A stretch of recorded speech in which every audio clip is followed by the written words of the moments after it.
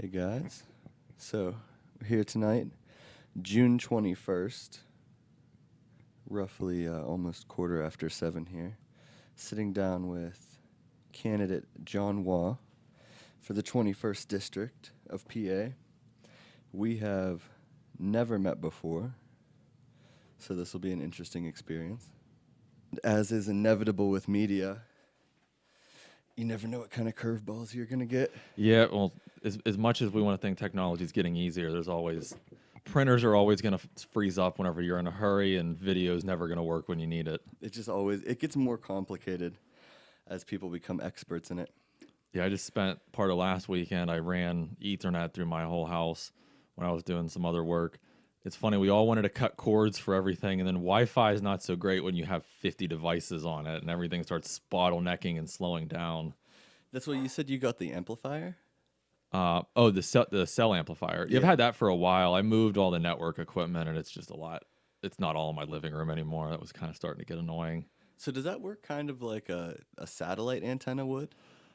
Kind of. It just looks like a router, and then you have to run a GPS antenna. I ran mine outside, but you can just put it on a window, and then your phone will automatically, a little icon comes up next to the bars, but I have full service now. Before it was, somebody calls me, hey, let me call you back on my house phone.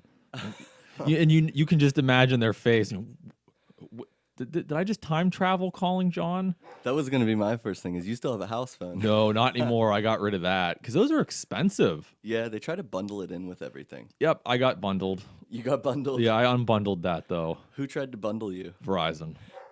So there's only two competing companies really around here, Comcast and Verizon. Yeah, I'm Team Verizon. Yeah, are you? Yeah. They can be a little bit pricier, but didn't they just drop fiber optic here as well too? Out this side of the city, I'm not sure. Out where I am in Ross, we've had it for a while. I just like it because somebody said, "Oh, their tech support's not very good." I go, "I wouldn't know. I've never had to call them in the 10+ years I've had it." That's very lucky. Yeah, Comcast holds the world record for the longest hold time. Is that a fact? Yeah, some guy was on hold for like 2.5 days. And they didn't answer it. No, and I'm sure that was some sort of glitch for his call just didn't get routed. But it's the principle of the thing. I mean, I'd have been livid if I was on hold for 2.5 days. And you have to imagine, well, even before COVID, like with normal unemployment numbers, there's plenty of room. If the hold time is that long and customer satisfaction drops, at some point it's worth the money to just hire more people. Yeah, tell it to railroads. Well, they used to be a much more booming industry. Yeah. They were the number one. They still are the number one carrier of ground, or do trucks have them beat? Well, with logistics, it's kind of a weird hybrid where you get into the overland trucking and you have the freight coming off the container ships that gets to the trucks. It's hard to really nail down who moves the most. I mean, they're all vital, but it's kind of tricky to try to narrow that down as to who does what. I'm sure somebody out there has that information, but that's a lot to wrap your head around. It is. What I'm really curious of, what does a weekly schedule look like for someone who's running? So things are starting to, I'll give you the normal version of it because the COVID version of it was, just one thing, staying at home, doing Zoom meetings and, dialing the phone. Right now, I mean, you usually end up going to other candidates' events. There's usually at least one, probably two a week now that it's summer. You're planning your own, you're meeting with somebody from your county committee. You're fundraising. There's fundraising in between everything that I'm about to say because you're dialing for dollars every minute that you can. You're planning your own events. You're doing door knocking. That's still kind of iffy as to how people have responded to that with COVID. I mean, it's nice because most people are behind a storm door. They're happy to talk to you. It's just not the same as it was before when I've door knocked for other candidates, where the people come out at their door, they're happy to talk to you. It's a nice break from their day. But anymore, it's a little bit more sterile. That makes sense. Yeah. That's a good word to use as well. Yeah. And the voter contact, whenever I was doing petitioning and having gone through petitioning, now I have a new respect for anyone that appears on a ballot from any party for any office because it may not sound like a lot of signatures, but you have to figure they have to be home when you're there. They have to actually answer the door, and they have to be from your party. So you get a lot of no's. Absolutely. And it's not that people don't want to sign. There were very few people that wouldn't sign. It's just that they're not home. And when you're in January and February, you only have a few hours of daylight to get that done in after work.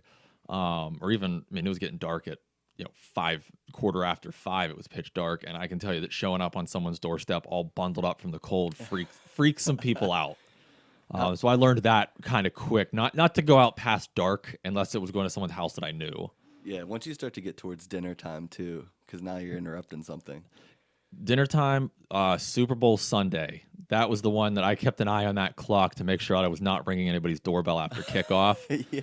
And the other unexpected challenge is that saying state representative over and over again when your face starts to freeze up becomes incredibly difficult. I actually would, between houses, hold hand warmers on my face just so I could be articulate when the next person opened the door. How many signatures do you need? 300 for state representative, but you're advised to get double that because your opponent can challenge your signatures, and they only need to get you to 299 to kick you off the ballot. So if you got, let's say, 320, you're definitely getting taken to court and getting challenged because every signature has to be legible. The date has to be correct. They have to list the municipality they live in, not the city. You can't have ditto marks where two people in the same house were to ditto the address. So, I mean, you go through, and I would go through every single day and double check mine because you get them that are crossed off, but you might circle back to that house, get them to fill it out properly. And what I found that was really helpful is I would have friends, I would find someone that I knew well or just knew in any area I was going to and have them fill out, the line perfectly, really big block print, Ross Township, Sharpsburg, Aspinwall, all of those. And that really helped because if the first one's wrong, everyone's going to repeat the mistake. Unless you get one of those people that are old pros at this, and they see you at the door with that clipboard, and they're like, "Give me I know why you're here." And those were the best because they knew how the gig worked, and they made it go fast. So, what kind of speech or pitch did you have? How long was it?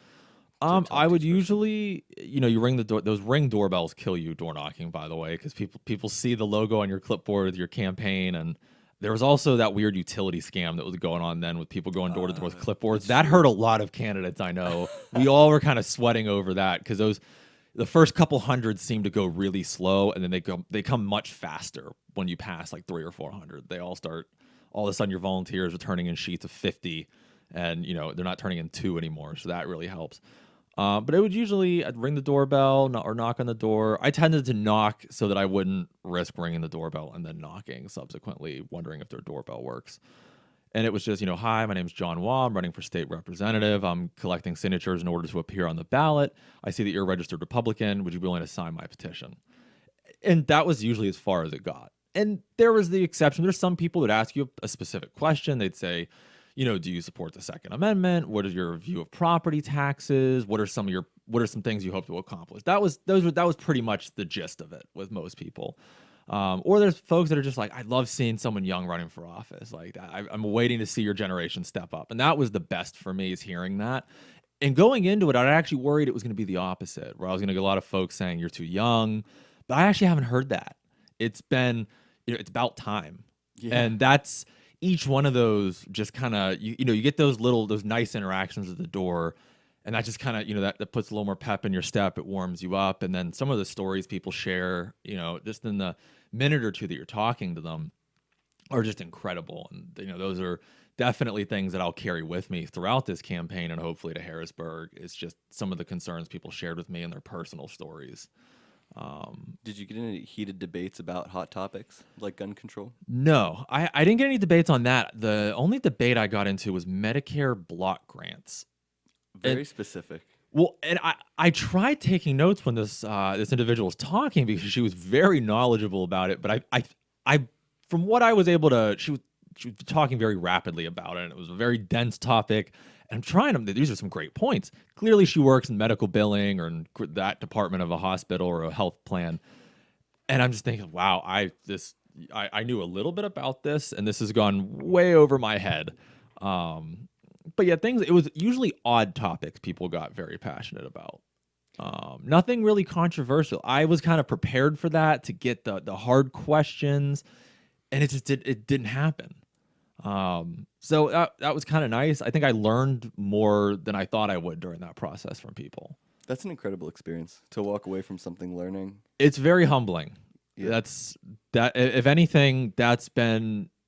I will value my experience that I've had so far, knocking doors, interacting with constituents, more than anything. It's just been great getting to know my neighbors.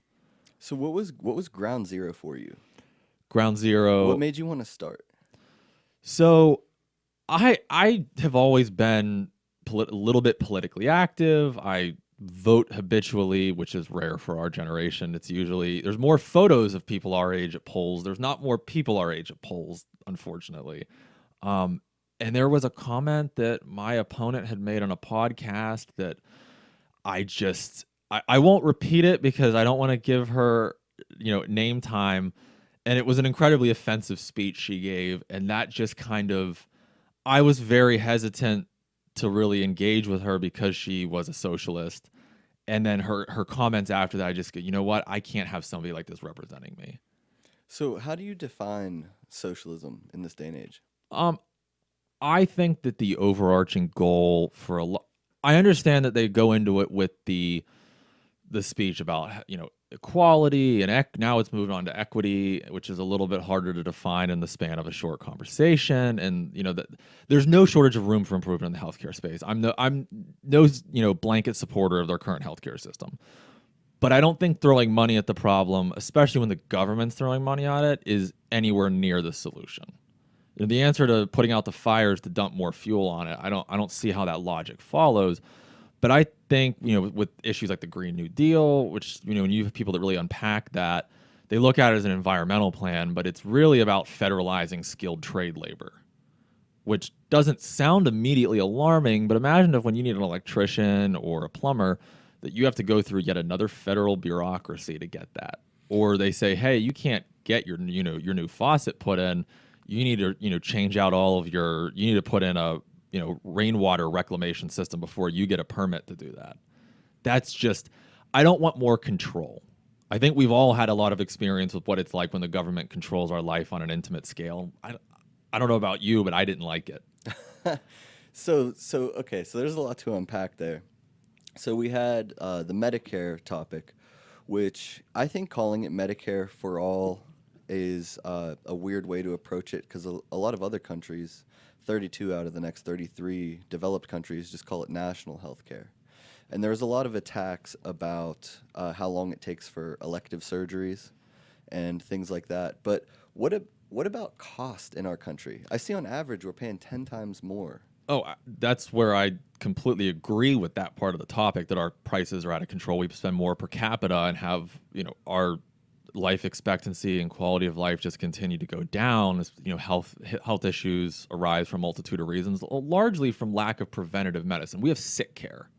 We don't have a lot of preventative care. Some of that's due to lifestyle, where I know that I'm not the best person on earth about going to the doctor for my physical. I know I made my appointment, but I tend to put it off.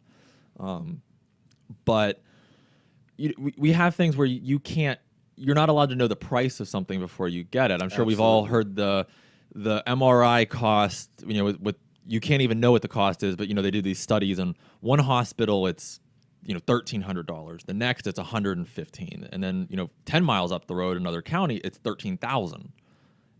There's no it's the same machine, the same amount of time, same supplies.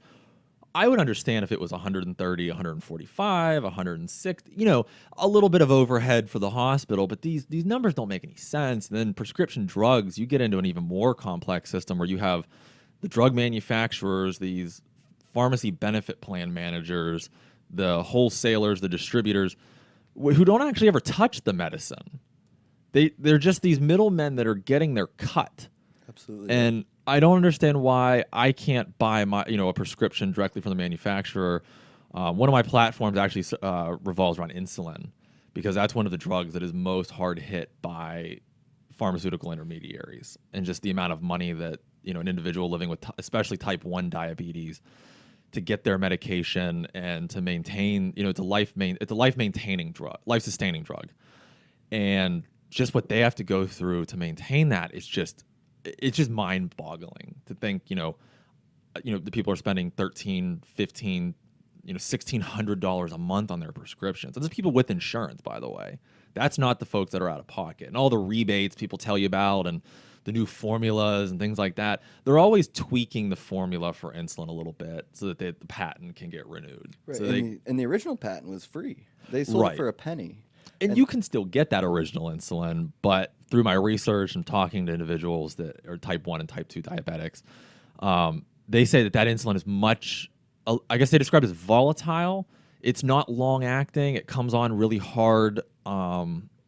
They described it like a wave where it comes on and then it tapers off, but it can be really debilitating and much more dangerous for them if they use too much, too little. It's just hard to get it right. These newer ones are much more designed to be absorbed gradually and mimic the way your body would produce insulin normally with a standard functioning pancreas. Right. Some of that's been the amount of, I think everyone I've met that has type 1 diabetes, I think moonlights as a medical billing specialist. Because they'll go into detail about billing codes and medical processes. And you sound like the woman that calls me to confirm my appointment for the 15th. That's what this sounds like, or to talk about what my copay is at the desk. But they have to. That's how they stay alive. They don't have a choice. They can't be lackadaisical about that. It's the first priority when they wake up every day is staying alive. Right. With insulin. And that, I just imagine that has to be an incredible burden. And I saw the average cost of production is somewhere around $10 a vial. Yep, it is.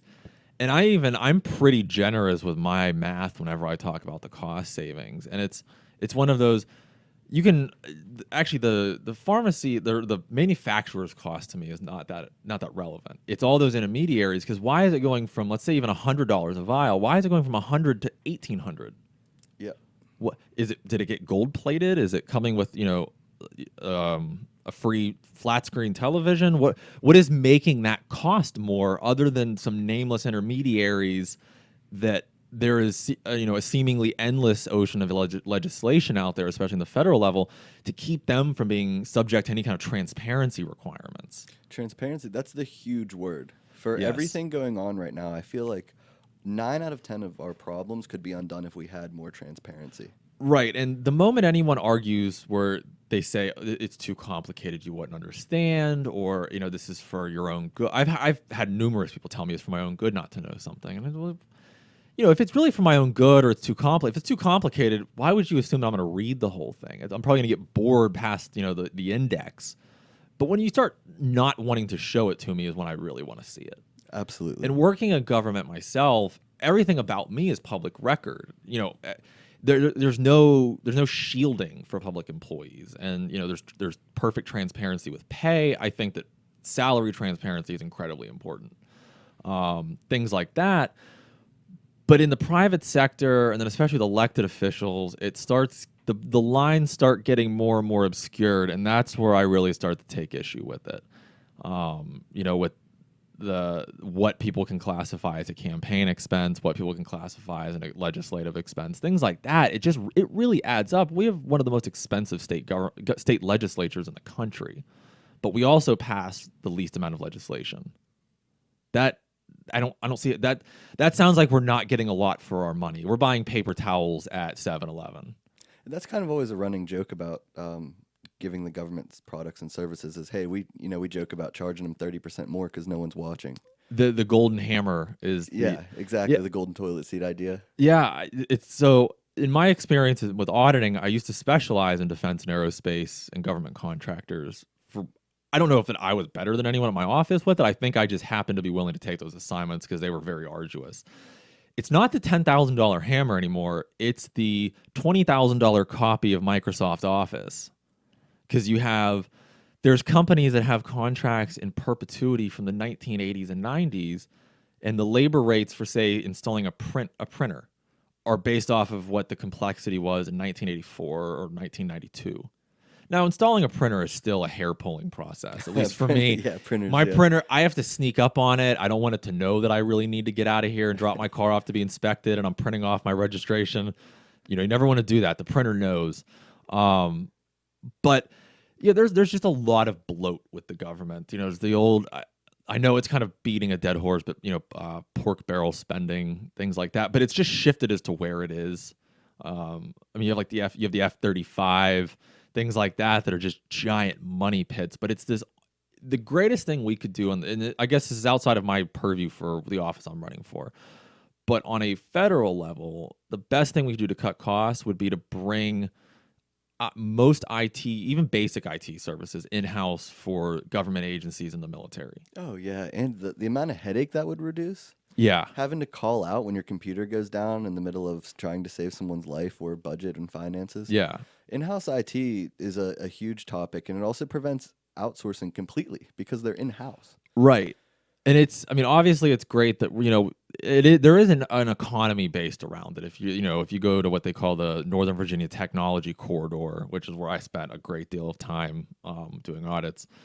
And it's just, it's the big names that obviously you can't name specifics, but the contractors, and it's the amount of people that they have working is just unfathomable. And just the ecosystem that exists to support that. In a lot of IT, I know a lot of individuals who are going into IT, and quite a few of them work the overnight shifts. But in some cases, these jobs, at least the support aspect, has a lot of downtime because in between calls, you're just waiting for something to do. Right. And I think COVID has kind of exposed a lot of what I call holding down a desk, where if you're going to pay someone to do something, pay me for the task I'm doing. And if it takes me longer than I budgeted to do it, that's on me. If it takes me less time, then that's fine. We shouldn't be penalized for doing things less efficiently. If I can type twice as fast and analyze data 5 times as fast as the next guy, I shouldn't be penalized for being faster. But especially in government, there's an incentive not to rock the boat. And Absolutely. And it's an incredible amount of pressure from your bosses, their bosses, your peers will be the first line of offense when you start kind of messing up that status quo. They talk about being palatable. So even if you're correct all the time, some people don't want to hear the truth flat out. No, the truth is very rarely sexy or easy to hear.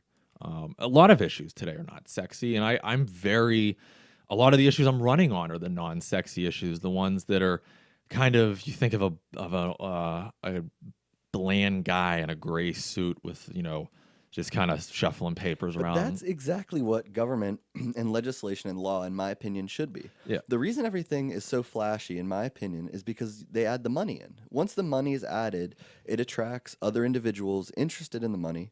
And one of the things that sells the most right now is sensationalism, the idea of outrage and fear mongering. You're more likely to grab someone's attention and keep it if you upset them than you are if you make them happy. You're exactly right. I mean, the news doesn't run positive stories. You don't ever see, this is probably a silly example, but I was driving the one day and I made it from Cranberry to Millvale without hitting a red light. And I know that sounds anyone that lives in Ross Township or the northern suburbs knows that's a finding a pot of gold at the end of the rainbow. But you never see a story of guy goes to Steelers game, finds front row parking space that's not restricted. You just don't see anything happy anymore. I miss that. I want to see at least a mix of it, but it seems like every day you're turning the news on and it's starting to look like a war zone in some cases. It really does. Everywhere, on multiple fronts, and especially on social media.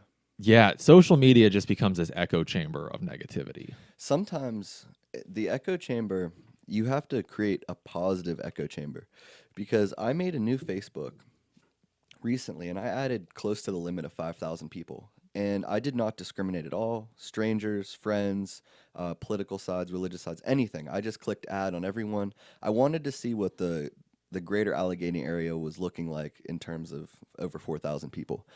And in the first week, I immediately had to unfriend a dozen people. And when I started this, I didn't want it to become an echo chamber. I was very specifically going into it for transparency and ubiquity to see everybody's opinions and thoughts.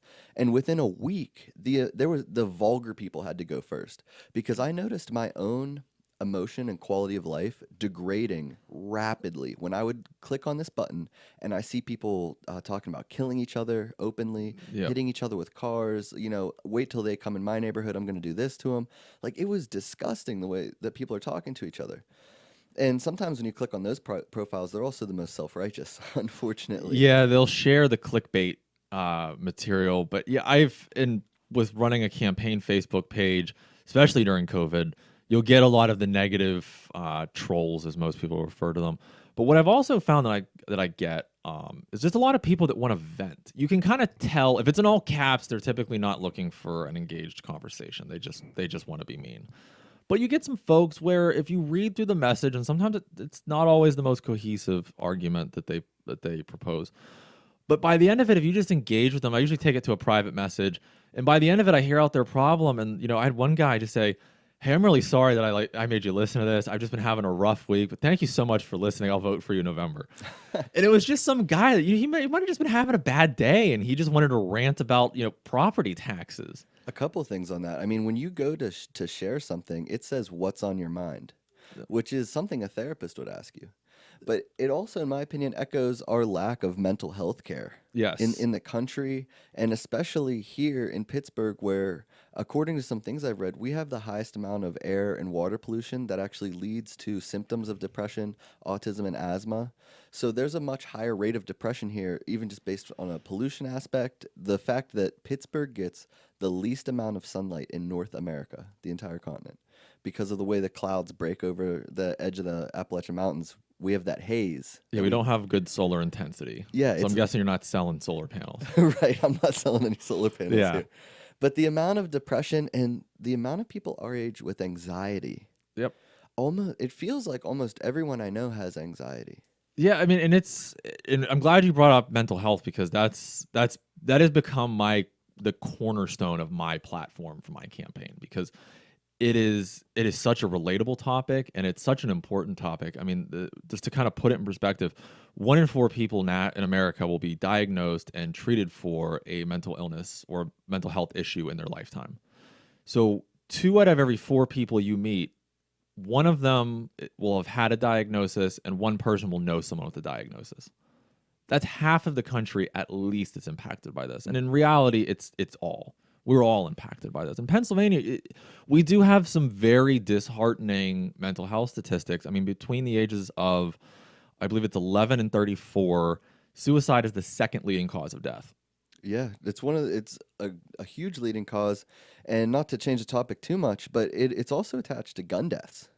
Yes, gun deaths do compromise a disproportional number Half. of. I believe it's half of gun deaths. I think it kind of hits that between half and a third or of suicide. Yeah. Yeah, and there's a lot of organizations out there. I know that the gun community, being somebody that does competitions myself, is very active in the shooting community. There's always that saying that we police ourselves, and there's a lot of folks that are doing a lot of amazing work to put their money where their mouth is and show that we do that by offering mental health resources. And also, there's a company that does trainings to make mental health professionals more literate in firearms. Because I don't know if you're into the firearms community or familiar with it at all. I own a handful of guns. Okay. I'm not much into the community because I just haven't met people that have a similar personality to mine in the gun community necessarily. I did actually get into it for target shooting, and I believe in the self-defense aspect. But talking about mental health and guns kind of gets into those red line laws. Yeah. So what's your opinion on how do we handle mental health and gun violence? Because I truly believe, at least the way the news paints the narrative on TV, is that a lot of the gun violence, besides what we see in highly impoverished areas, which we'll have to touch on, is mental health cases. Exactly. And there's a terrific organization called Walk the Talk America that I've talked to the founder of that quite a lot, who was I believe second generation in the firearms industry, was a big importer and distributor of firearms, and one of his very close friends and business partners actually took his own life with one of their guns. And that's where he just wanted to really do something about it. And it's the other thing is creating a network of places where people can store their guns safely if they or a family member are living with a mental health condition. Because I compare it to somebody who has a bit too much to drink and you take their keys. You take their keys, you don't take their car and then go sell it. Most crises are finite. They're not going to last forever. And Where I really try to differentiate is I want to get ahead of problems. There's a lot of effort put on responding to tragedy and to trauma. There's not nearly enough being put into how to address it immediately or preventing it altogether. Because I refuse to accept that there's just all of these, tragedies that have to happen. There's always going to be some, but not nearly to the point that we're led to believe. Yeah, the amount of mass shootings that we've had, and the amount of suicide has risen exponentially. We're looking at like 900 to 1,200 suicides a week, Yeah. I believe. And the mass shootings, I mean, since Columbine, we thought it would be like a once in a lifetime kind of thing, and the Kent State and other things, but you think it would be a once in a lifetime thing, and then there was a point where it felt like it was every other week in the last couple years. Yeah, I mean, lately it doesn't seem like there has been, but we've all been indoors. And when it comes to that, the best kind of talking point I've heard on that is that there's not a light switch solution for the topic of mass shootings, and that a lot of people I would love for there to be, and and you could say that I'm not objective because I'm a big fan of the shooting sports and the gun community, but I am being objective. It's a problem that has crept in over the course of a generation, and the solution is going to be generational in nature. I know that that's not what anyone wants to hear, but the sooner we start accepting reality and start working towards solving these, the community trauma, the generational trauma that people inherit, and those cycles of poverty and violence, until we start breaking those cycles and really building those people up, I don't see how we're going to dig our way out or, climb out of it. We're just going to keep digging ourselves in deeper. I agree 100%. A lot of people are talking about it, but I don't think anyone's listening. A lot. So Gen X was born into Vietnam and the end of Jim Crow segregation. And then if you skip to Gen Z, some of the earliest memories were 9/11. Yeah. So you started with 9/11, and then my school had metal detectors in it, so I went through that kind of procedure every day. We started off life with the TSA in the airport, drug dogs. So we started life with a very high level of security, but like you said, the trauma is not being addressed directly. There's just ideas of Band-Aids being put on it. Like the people who attack video games, Yeah. there are some vulgar things in video games, but I played video games for a large portion of my life. I don't any longer, but from the community and people I met who can be hostile, they're not violent.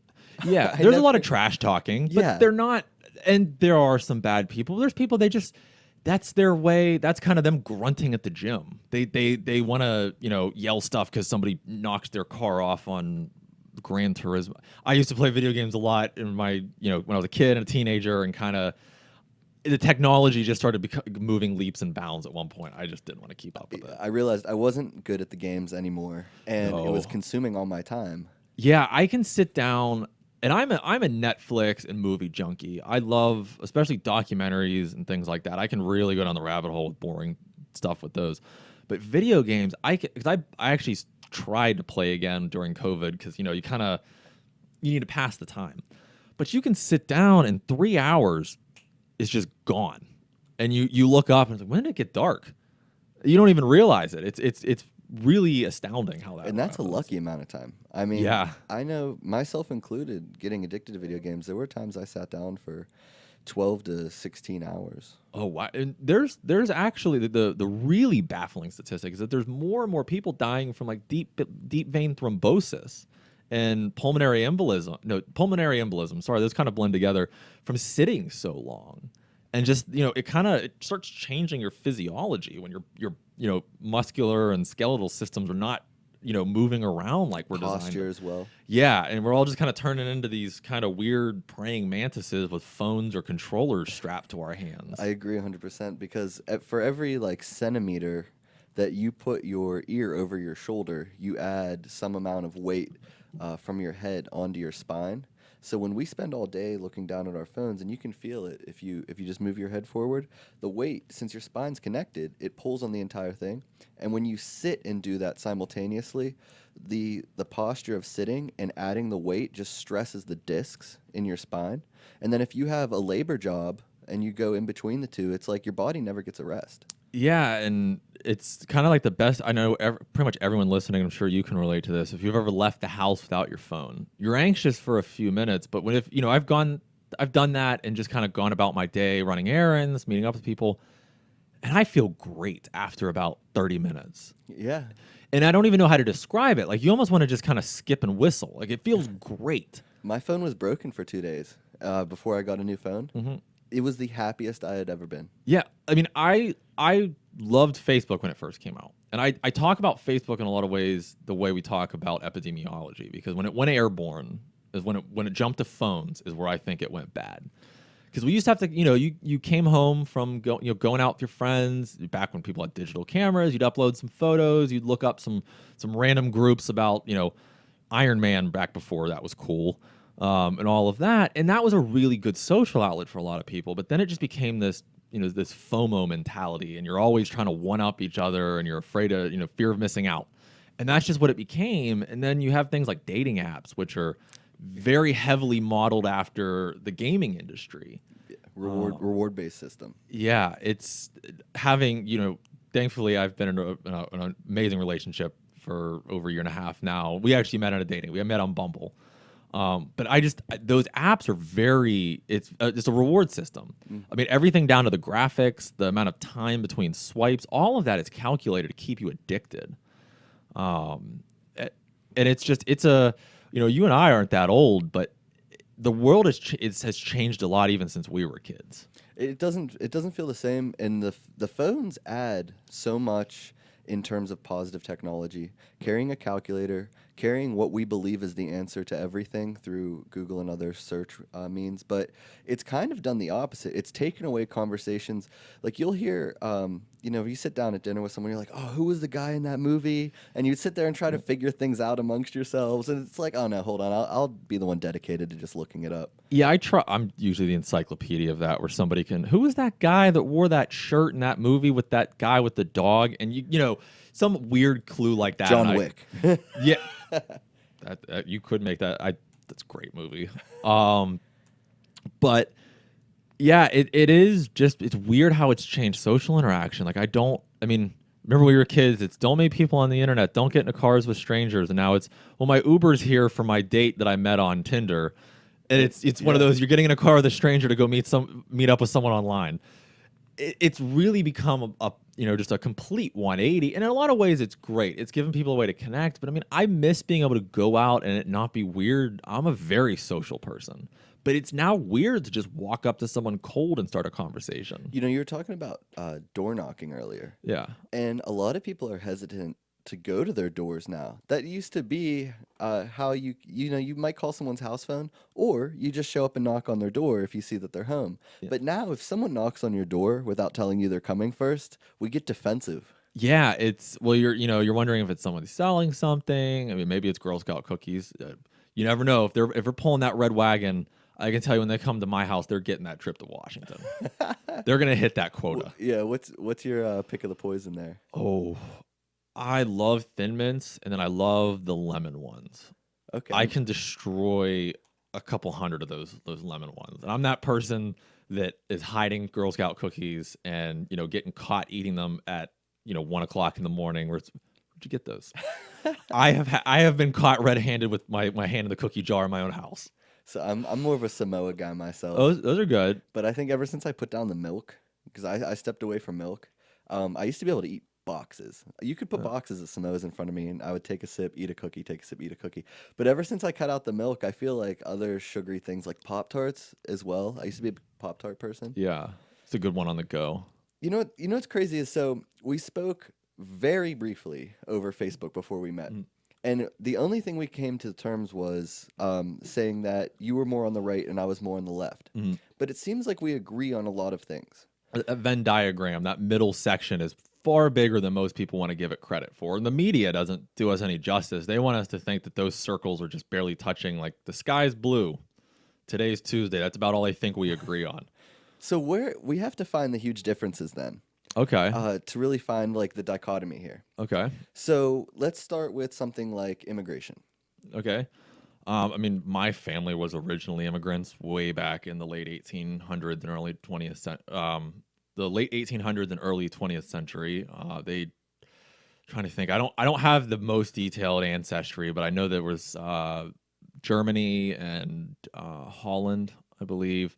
It's kind of not the best information, but I was not, originally part of America. It's, third or fourth generation now. But I mean, when it comes to immigration, the unsexy aspect of it, you need more people processing asylum paperwork and immigration paperwork. 100%. Address the backlog. You'll never make any headway until you address the backlog. Yeah, we're still processing claims from the late 90s. I'm really glad you said that. Yeah. Because I I very rarely hear that answer. People will say, get more judges, but they don't often know what the judges are for. Well, that's really catastrophizing it and kind of that's really criminalizing somebody wanting to come here. It's like the super, super majority of people that come to America want to work, want to live without fear. By comparison to like usually where they're immigrating from, it's almost as if there's very little fear compared to what they left. But it's in safety. But just to have the economic opportunities, I mean, there's quite a few people that immigrated here that I can tell you were the most enthusiastic about signing my petition. Absolutely. Because they love to participate in the democratic process. Because in their country, voting, either you could endanger your life by voting, or you were just flat out kept from it. Yeah, it's a hostile regime instead of a democracy. Right. It's a sham election. It's things like that. And here, they really take it seriously. And I could relate to that because I take voting very seriously. I voted in every single election since I was 18 years old, never missed a day. And I'm very proud of that. And every time I still get those butterflies in my stomach when I'm walking into that voting booth and, I'm going to participate in our democracy. And I wish we could really get more people to think that way instead of just, oh, it's another bloated politician that's never going to do anything. And there's no shortage of those. Sometimes I see that because both sides have seemed like loses, at least from what I've heard from our generation when it comes to voting. They're not very enthusiastic about the candidates. No, and I completely relate to that. I voted in every election. I wasn't always excited to about, depending on the candidates, but where I was always really interested in participating was the ballot measures for zoning and tax issues. People, what the fine for red light violations going up? Yeah, you voted on that. You remember that? But Yeah, only like absolutely. 10 people showed up. And 6 of them don't drive. That's why that went up. So there's things like that. But like you said, our generation gets very discouraged by it, and I think that's why you see more people our age stepping up to run. You don't have a lot of moderate candidates stepping up to run. That's where, like you said, it's all about outrage. It's gotcha Yeah, politics. I don't even know what a moderate person looks like anymore. I mean, when it comes to a lot of social topics, I want to say that I actually define them as conservative, but many people define them as more progressive. But it's one of those live and let live. I don't judge anyone. I want everyone to be free from fear of persecution, discrimination. When it comes to fiscal matters is where I really get a little bit more conservative, where I don't want to see our money being wasted. So fiscal conservatism as a real topic. Okay. So I don't feel like the current Republican Party is a good picture of what it was even when I was a kid, or even a decade ago. The current metric, because our deficit is up something like 5 trillion in the last 3.5 years. So where is the fiscal conservatism coming from? Because it doesn't seem like we're getting any. And it's not. That's because you have these ecosystems and these elected officials have been in office. I mean, Nancy Pelosi's 44 years, Joe Biden's 50 something, Dianne Feinstein's I think in the 50s in terms of years in office. Why do we keep reelecting the people that caused these problems to fix them? It's the definition of racketeering, hiring the person that caused the problem to fix it for you. I think that's a big thing on both sides, especially with people like Mitch McConnell as well. People who have amassed 8 and 9 figure net worths on a 6-figure salary with no transparency. And now we have with Citizens United an even further lack of transparency. So just real quick, touching base on, I saw your Friends for John Waugh. Mm-hmm. So is that a 527? No, that doesn't fall subject to FEC requirements. That's on the, but you can, if you go on, PA Department of State and type in campaign finance and search Friends of John Waugh, you can see every single penny that comes in and every single penny that goes out. Campaign finance is the boogeyman for any elected official. So you're you keep track, and I'm an auditor in my day job, so I'm very meticulous about that. I believe in transparency wholeheartedly. I don't think we should shield any of that information. If you have nothing to hide, you really shouldn't be worried about it. But I do agree that these elected officials that have these million, 10 million, hundreds of millions of dollars in net worth, and you always hear the talking point. Oh, it's their husband, it's their wife. Yeah, What do they do? the excuse is nepotism. Yeah, and it's like I signed a term limits pledge myself. I believe very strongly in them. I know that there's always going to be that argument. Well, you're going to get all the good people are going to be taken out of office. There's far more people that need to go than need to stay. So the only thing I've kind of seen with the term limit idea is that when you're in your last year or two and you know you can't be up for reelection, you're more likely to have a lame duck period. Do you have a solution to that? I have a solution for myself, which is to set goals. I don't view politics as something permanent for me. I know that that is not an advised talking point in a lot of circles. But I think with that's for the powers that be and the establishment that doesn't like to hear that. Voters do. We used to have citizen legislators where we have people that I describe my goals for office as I want to do one or two great things and as many good things as I can do in the rest of the time.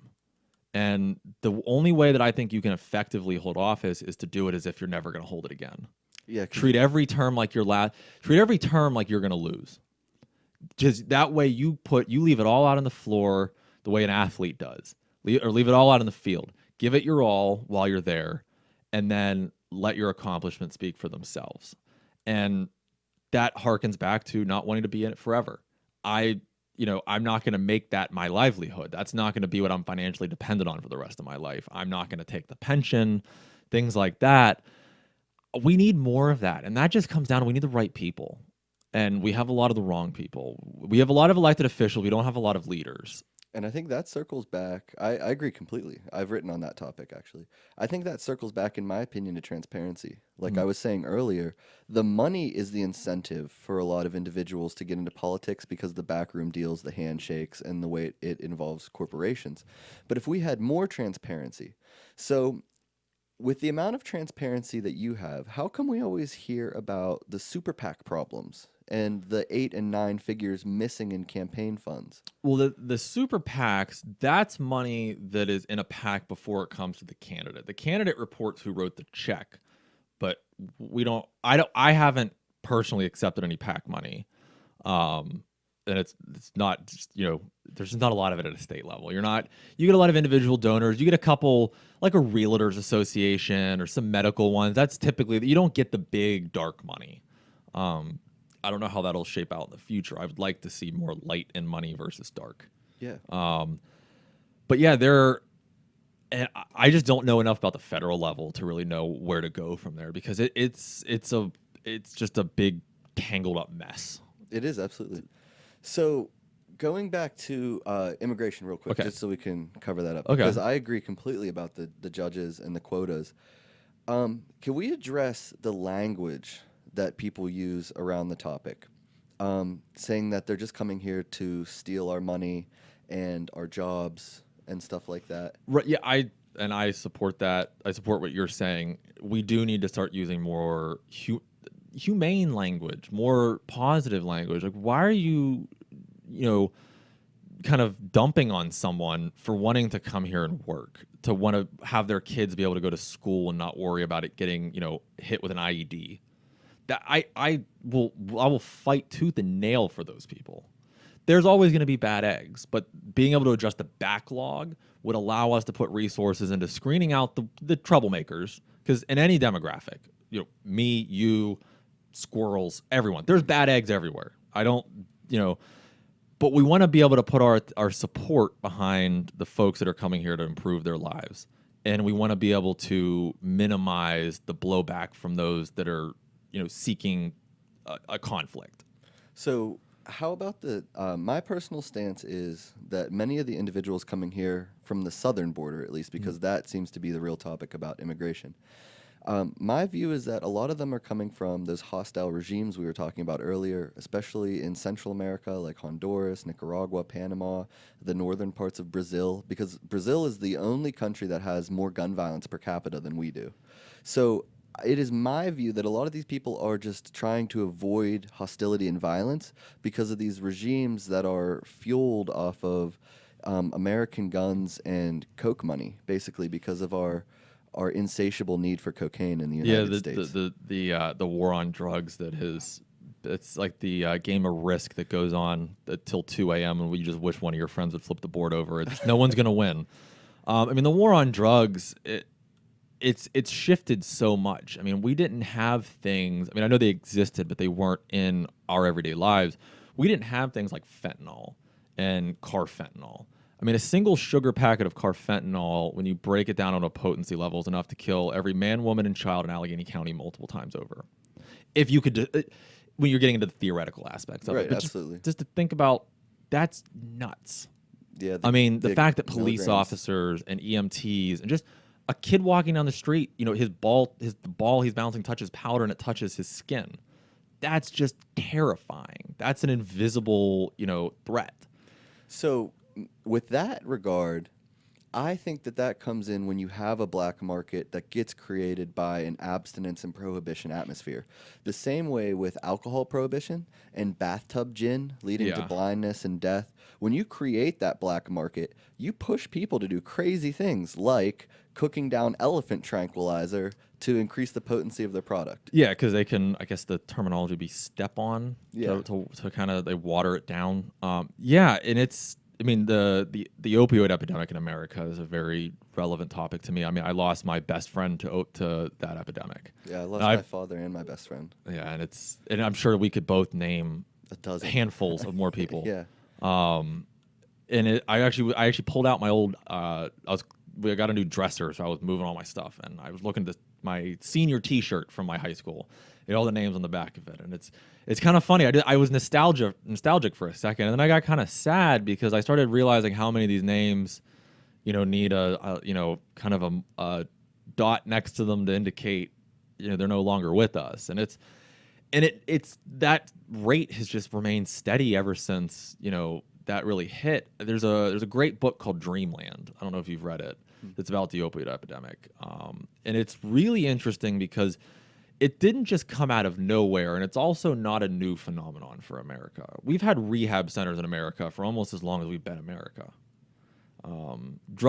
Substance abuse issues are not new, and there was a perfect storm back in the 90s where opioids emerged. You had the time release OxyContin and the way it was marketed, Right. because they had this study.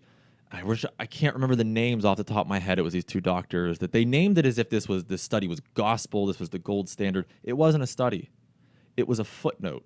The Sackler family and Purdue Pharma's role in covering up the addictive qualities of opiates.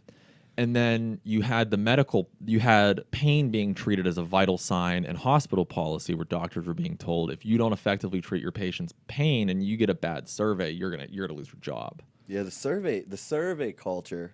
Yes. It's all about insecurity. Everybody needs to, you know, I go to an automated checkout at McDonald's and it's, how was your experience? Well, I paid. Yeah. You know, it worked. Let me eat it first and then Yeah, I'll how tell much you. do you just need a little bit more information? Everywhere I go, it's, please fill out this survey. And there's like, you know, somebody delivers a fridge and carries it up the stairs. I'm like, yeah, those guys are 5 stars. Yes, yeah, you did great. The guy that, you know, tears the tickets at the movie theater, I'm like, how could you? I don't know. He kind of tore it to the left instead of the right. I would have preferred if he creased it a few times. I think that's just a weird level of optimization that we're trying to achieve, because there's a level of how efficiently you can do something and it being comfortable. So Yeah. I always say, like, if I want to learn another language, dropping myself into a country that speaks that language natively would be the fastest, but it would be one of the least comfortable ways. Right. But going back to the pill farms and the prescription basis. The pill mills. Yeah, the pill mills. That's Portsmouth, Ohio is the birthplace of the pill mill. And that's also where the book Dreamland gets its name, is there was a pool in Portsmouth, Ohio that was named Dreamland. And they talked about how it was this big community, this united community pool where it was a big deal. People spent their summers there. Kids learned to swim. They fell in love. They met friends. Parents gossiped and socialized. And all of that, and it talks about the decline economically of this town, and just kind of, it's just as over. You get these little tidbits of a history of Portsmouth, Ohio, throughout the book. But then you also have the black tar heroin trade as the third trifecta in why this crisis is so bad. Because black tar heroin was when it was first hitting the market, it was sold in a way very different. It was decentralized. Usually, you think of a place that sells drugs in, say, Baltimore or New York or Chicago. You have a drug house, and you can bust a physical location. But they were using what would be called just-in-time inventory, where they're only carrying what they needed, and they actually did things like they wanted feedback. They wanted feedback on their drivers. They constantly would change delivery drivers. They would incentivize those individuals living with that were addicted to recruit, and they got bonuses for referrals. It's like Requiem for a Dream. Yeah. That movie puts me in a bad headspace when you watch the whole. That was a tough movie to watch. Yeah, and then things like 13 Reasons Why, movies like that, shows like that, they address some incredibly important issues, but it's hard being exposed to that. The Handmaid's Tale.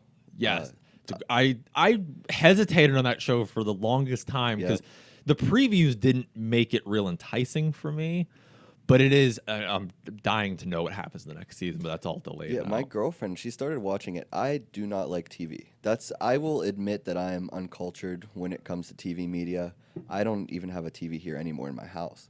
But the first 2 episodes, I told her, I was like, turn this off. I can't watch this. And then I got drawn into it, but every episode turned my stomach.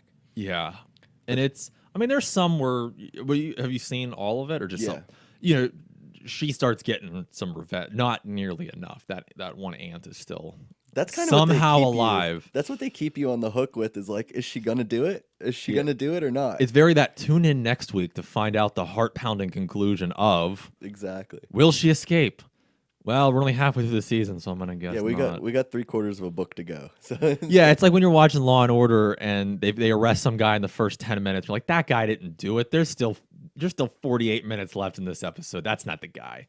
But there's some hope for media for bridging some of those gaps, because it's marketing, to put it bluntly, where we have to figure out how to get through to people that are not engaged with certain topics. I'm a huge cop show fan of law enforcement shows like SWAT. I love The Deputy, even though that one was pretty rough around the edges. Banshee, Criminal Minds, all of those 1-hour crime dramas. Every time one of those commercials for a new one comes on and my girlfriend's in the room and she sees a guy with some sort of older truck and a beard, and she's like, oh gosh, well, I know what John's gonna be doing on Tuesdays at between 9 and 10. And I'm just hooked on those. But there's shows like SWAT, which is actually just a reboot of the 90s show SWAT, same character names and everything, but they do a pretty good job of addressing some hard issues. They had an episode that addressed the topic of suicide very head on. My girlfriend works in mental health. She's working on her PhD, so she's very knowledgeable, and she's she'll pick out some flaws in their language, because she goes, they're really, somebody sat down with someone that knows what they're talking about, and they wrote this language, because for a lot of people that may be the only time they're exposed to it and how to approach. In the episode, there was a former member of their squad that had been going through a hard time, all of the clear indicators of depression and anxiety and withdrawing from their friends and family. And they really did a great job of showing how, it's like, hey guys, should we keep calling him? Do we want to make him feel singled out? It's like, keep calling him. He needs to know that we care about what happens to him. And they actually, the better part of the episode was that at the end, they're showing these interviews with the department psychologist. And you're just kind of seeing, it's kind of alluding, because you don't know if he's going to make it or not. And thankfully he does. I'm not worried about spoiling it, because no matter what, people should see this. But there was another officer who had been having financial problems and had a child that was born prematurely and had some health problems. And he opens up that there were multiple times in the previous season, like the previous season, where he had thought about taking his own life. And he opened up about how helpless he felt. And just the dialogue they showed, where it showed somebody being vulnerable, because as men, we're taught never to show weakness. We're taught to just swallow it. We're just supposed to keep it all in, and it's really hard to fight. I as much as I'm well versed on this, there's times where I have to remind myself not to close it all off because it just eats away at you. It's okay not to be okay, and it's hard to be vulnerable. But that's one thing I really learned throughout this process, and really learned from my girlfriend and other people that have really. I was a very closed off person for a long time, and it you think it makes you safer, but it doesn't. Those walls you build up just isolate you. And you never realize how much common ground other Yeah. people have with you until you open up and then they realize they can open up. And once it's not a weird topic, you realize how much people are going through around you. Yeah, and I went through that with my volunteers for petitioning, where you sit down, you kind of go over what topics they ask you about. If somebody asked me, and then some of my bigger points, because some of these people I didn't know super well at the beginning of the process, but they said they were all very nervous talking about some of the mental health issues, especially the topic of suicide. And by the end of it, they had all become so confident in it, and would share with me that whenever they would bring that up, people lit up. That was a topic that got them so enthusiastic, and they were just like, they would share a story about a family member that is living with a mental illness, or that they themselves are, or know someone, and we're just so incredibly grateful that somebody is bringing this up, bringing attention to It's it. not stigmatized because they Yes. stigmatize mental health. People are so afraid to talk about it because they don't want to be permanently judged. Right. And it's the two communities that, again, looking at common ground, the urban and the rural communities are the two that I really still have that heavy stigma and have a lot of community and generational trauma. And, they don't have the same exposure to resources that, someone that grows up in the suburbs does. But they have the same issues: lack of providers, difficulty with transportation, different amounts of distance, but still difficulty with transportation. I mean, you could get snowed in up in, Indiana County, Mercer County, things like that. So it's these similar issues. And again, the biggest issue of all is stigma. So, as I'm not really clear on the laws around HIPAA things and other things that involve health, but what about community-based programs? Since we're having such a large issue with healthcare provider-based programs, what about like a mental health anonymous type of program? There's more and more hotlines being developed. That's one. I know that's kind of a stopgap. Again, you want to get ahead of somebody in crisis. They need the face-to-face, in my opinion, as well. Yeah, I mean, telemedicine's filled that gap, but it's still we're human. We're social animals. It's wired into us at our core. We need that contact. We do need. They did recently have. I honestly wish my girlfriend was helping me on this interview right now, because she is an encyclopedia of rules and regs when it comes to exactly what you're talking about, community-based mental health, where there's mobile mental health clinics that are able to operate much more unburdened as before, because we have a lot of overburdensome regulation. And I know that the typical Republican talking point is, cutting regulation and red tape, and that just kind of usually, that's great. You just want to let, people pollute. Not at all. There's just so much unnecessary redundancy in these systems. I mean, there's one report I know that she has to fill out that is literally in a file format that was used on the Apollo missions. Yeah, because that is how old the system is. Yeah, they never update the machines. Like, sometimes if they can get away with it, they'll update the software. But another thing is, if you have a program written exclusively in a much older code, and then you bring in new people, there might be things that don't transfer, don't translate. People don't want to learn it. Think about having 10,000 computers to update, to train, to make sure they're all running properly. I did the math for a company I was working at because I wanted to know why we didn't have new computers. And when I did the math, it was like a $200 million operation at the end of the day just to replace the computers. So the IT behind that is very difficult. There's large companies that I've audited, because you start seeing the same accounting software over and over again. I can never name the names of them. Very large company runs off of a version of the accounting system from the George Bush Senior administration. So somewhere there is a server. This is the actual reason they have upgraded it. Nobody knows where the server is. They don't know where it's hosted. So someday something is going to spill. It's going to overheat, and that accounting system's just going to go dark. And that's one of the reasons we have some of the worst cybersecurity in the world. Yep. and we're running on all these old systems. And I asked someone that was going to school for IT, I said, how can I keep my computer safe? Do I need a VPN? Do I need to do all these rerouting things? He said, just keep your computer updated and make sure that your firewall's on. He said that will catch most of it and then have your anti-malware as a backup. But he said most of it's built into the software. So if you have something that's decades old, how great can the cybersecurity be? Well, yeah, I mean, think of the complexity of, I guess, a topic both you and I know about online gaming. Just to put, the technology in perspective, I remember having a LAN party where we'd sit around a table like the one you and I are at. Everybody would bring their big gateway tower computers, and you'd have you're just crossing your fingers you don't trip the breaker again. And you're having to make all the network cables. And it was almost like in Stranger Things, like being a nerd back in the day was work.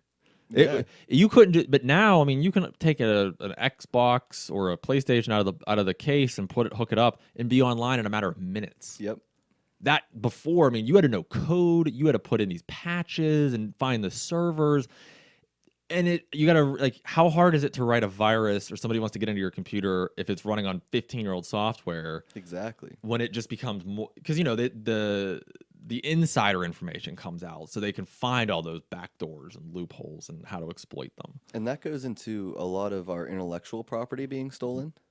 And that also goes into our voting security with our direct electronic voting machines that do not have paper ballot receipts. Allegheny County, we now have paper ballots, I thankfully. think wasn't that just in the last year? Yeah, that just this past election, I have some issue with the vendor they went with, because I think that they went with the most expensive system possible, and I know that there's plenty of reasons. The golden hammer, Yeah, and there's a lot of money in the voting machine. I liked this one system that had multiple, backup information. Backup was incredibly secure, and this thing could scan a ballot. I mean, the guy was like, you can mark this in crayon or blood, and it's gonna pick it up. And I was kind of disheartened. I was filling out my ballot, and the bubbles remind me of those Scantron sheets, but it was kind of sadistic where it was so small. And I go, how is somebody with, I have pretty good eyesight, I don't have glasses or contacts, how is somebody that has any kind of minor visual impairment going to see? Or physical with age. Yeah. I that's definitely another consideration. And then just the integrity of it, where the ballots weren't being scanned at the polling locations. I received 3 mail-in ballots personally. I mean, obviously, I only voted once. It's I saw the way that they're processed has like some type of exclusionary process behind it, and the idea behind being sent multiples was in case you don't receive one. Yeah. Because if they do it on the back end, it's better that you receive 2 or 3 than receive none. Right. But how is this such a large issue for us?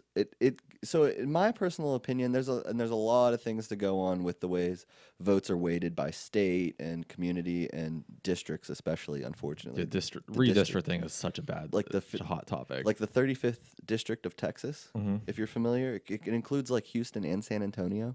Who's the congressional district or state house district? I believe congressional. Okay. It's a long strip. It connects 2 cities into one small district. It's only gerrymandering when your opponent's doing it. Yeah, exactly. But the problems with that are numerous. And so my opinion, so I'm a big believer in one person, one vote. Yep. And I think it should be tagged by a social security number. There's laws that make that a challenge, even though those laws are violated on a daily basis. When the Social Security Administration was first formed, in the basic outline of it was that a Social Security number was never allowed to be used as a form of identification. As weird as that is, but I don't mean it to sound like an excuse, but it's one of those, I'm sure people have thought of that. So if we went past that hurdle, yeah, what's the next hurdle? I would say the district thing. I've had a couple organizations reach out to me that deal with it, because we're coming up. This is a census year. The next districts will be the districts we have for the next decade. And they asked me my opinion on it, and I gave kind of an answer that stumped the person I was exchanging emails with. And I said, well, I'd like to see every district drawn to be exactly 50-50 for registration. And they go, that's not fair. I go, how is that not? They weren't expecting that, because usually you get these very grandstanding answers about independent redistricting commissions and things, which we all have biases, so you're never going to make it non-biased. But I go, what if every election was truly a 50-50 chance to where, to win the election, it was 50% plus one. That's what you needed to win. Now, what about like ranked choice Ranked choice. or standard transferable vote? Re- So here's the crazy explanation I use for it, because typically this wouldn't happen. But say you wanted to vote for Bernie in the last election as your first choice, Okay. and then Trump as your second.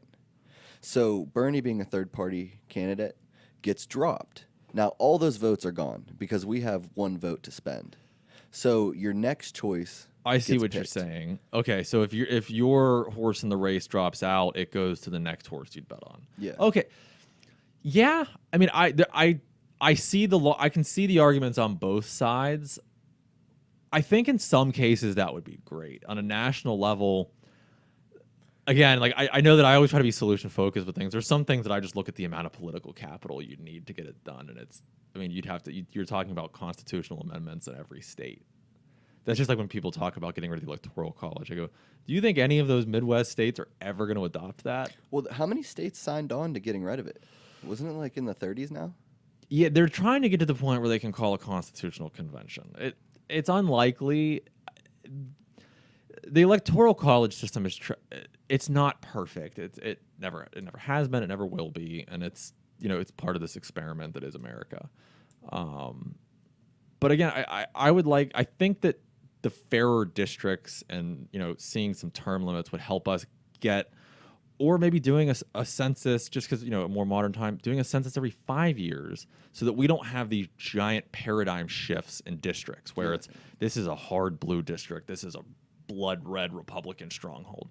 If you did every 5 years, maybe you just kind of like a metronome, just a little bit to the left and the right. We have the technology. Yeah, just we have the technology. We can make it. this election stronger and faster. Yeah. But again, there's a lot of opposition to that, because there's a lot of money behind keeping blue and red districts the way that they are. Absolutely. Politics at the tippy top, party really starts to fade away. I agree 100%. It starts to become it's all policy generated and special interests. Special interest. Yeah, like I said, if obviously if I plan to win, that's always the intention of hoping to be elected. I want to spend my time in office as if I've got a ticking clock and I'm going to be yanked by an invisible rope out of that office at the end of 2 years and never see it again. That is how I would, walk into work every single day, as if I'm never going to get to do this again. And I think there's a lot of people, they spend their time in office getting reelected. It's all about the donor base. It's all about the headlines. I know the movie is going to be a weird choice to quote from, but there's a quote at the beginning of Abe Lincoln, Vampire Hunter. This is really showing myself as a true nerd, where he says, history prefers soaring speeches to quiet deeds. And where would the soaring speeches be without quiet deeds to cite? And there's just a lot of people toiling away in obscurity, like myself as an auditor and things like that are the true lifeblood of our country and our state. And that's what I want to focus on. I want to focus on the brown, boring issues that nobody cares about. The ones that are just considered they're the soda flavor from Costco that you don't drink, but they're important. That's what, and going back to earlier, that's what, in my opinion, legislation law should be, is boring. Yeah, and I want to make politics boring again. Make politics boring again. There's no reason it should be interesting. And the common person, like we were talking about, if you're working 40 hours a week, it's very hard to keep up with every election, every position that needs filled, every candidate. There's very little public airspace given to candidates. A lot of it's privatized and divided between your news sources that are very extremist on both sides. Yeah. So there's very little attention. And when I talk to people who do work 40, 60 hours a week, they would like to be interested in the policies that shape their lives. But quite frankly, they do not have the time to invest in studying policies and candidates. We were doing you almost had to do op-ed research on every single bullet point, because it's was this taken out of context? What does the opposition say? What did the candidate actually say? Let's find the unedited clip. Let's find their paper. And you do this deep dive. Like, you can't just we can't take anything at face value anymore. It's it's a crazy time we live in. So just to get Yeah, throw some of the hard. Throw some more at me. well, the So you got census some on one. your. Yeah, I got a whole lot, but Okay. I really enjoy talking to you. So Yeah. it's hard to throw these like difficult questions Oh, out. hey, don't put the kid gloves on for me. I can take So it. just to finish off the census, where do you stand on the citizenship question? It used to be on the census. I mean, the census is designed to count U.S. citizens. That it didn't really end up going on there, so I didn't. Or it ended up not going on there, so I kind of didn't spend a whole lot of time dwelling on it. If there wasn't there wasn't really going to be a penalty for not answering it. I think if you want to answer that you're a U.S. citizen, that's fine. But if you don't answer whether you are or not, I don't think that's a problem. It's just a quantitative data point. And in hindsight, it was a lot of outrage. And to Mhm. some people, they would call it dog whistling, just the idea of just bringing it up. Yeah. But really, some people were afraid of answering it honestly, and we'll have to see how they were counted. Yeah, I'm very interested to see how the 2020 census pans out. Especially we're in a much more. I mean, even since 2010, we're in a far more digital age. I did mine online. And that's scary, doing browser based, because that's the Yeah. easiest thing to catch. Yeah. And you can see how easy it is for people to click on fake websites. With Facebook, Yeah. I don't know how many messages you're getting from people that had real accounts that got hacked and fake ones, but the amount of fake links that pretend to be Facebook and it's All like, the hey, time. log in for me, and then they get all your info. I get so many spam bot messages to my campaign account that they're getting really good at looking real. They're using proper grammar now. Yeah, Because you used to, remember the old Nigerian prince. yeah. You could spot those emails from a mile away. But they're getting better these in spam calls. That's a part of my platform I'm working on. I appreciate that. I think that what's happening is like a sieve effect that they're able to pay, 50, 70 cents an hour in some of these countries for people, but you still end up with a hierarchy or you identify the better individuals Mhm. and then you might pay them 80 cents an hour. And they're starting to like now that it's such a broad campaign and it's picked up so much steam and it's so successful, which was the unfortunate part. It's so successful that they're able to hire better people to commit fraud against our citizens. Yeah. And you can see sometimes when you go to the profile pictures, like I said, if it's not an account that's been stolen, if you click back a couple, it might be a blonde girl that's lightly dressed, we'll call it, Yeah. in the picture to get your attention. But you click back a couple and it's like a guy in India that has multiple photos of himself. And then they try to approach you and they get hostile too. Oh yeah. Because I'm assuming they're half bot where they press a button, they have a script, but they're also trained to some degree. So when you call them out, like I'll send them a picture of their old profile and be like, hey, like I know who you are, like Yeah. Ahmed, like and they'll attack you. Like, what are you talking about? You're crazy. Send me your credit card information. Yeah, or the IRS scams, things like that. I mean, with the spam calls, there's some people that cause again, you instantly reacted to that because I think everybody's been woken up from a nap to those. Right? Again, doing all the campaigning, having volunteers, like I have numbers that pop up that I don't know, and so I always answer. Every one of them, you have to answer them. Yeah, and it's always hey, this is 2020 Healthcare Central, and I would love to see Pennsylvania be the most hostile environment in the universe to spam callers. So I thought they imposed a very large fine against spam callers, and it went down. It seemed like right after they imposed that legislation, there was a dip in the amount of calls. Did they find some way to circumnavigate and get around these fines? Yeah, they just move the servers, change the corporate registration. They make enough money from it that they can keep paying the fines.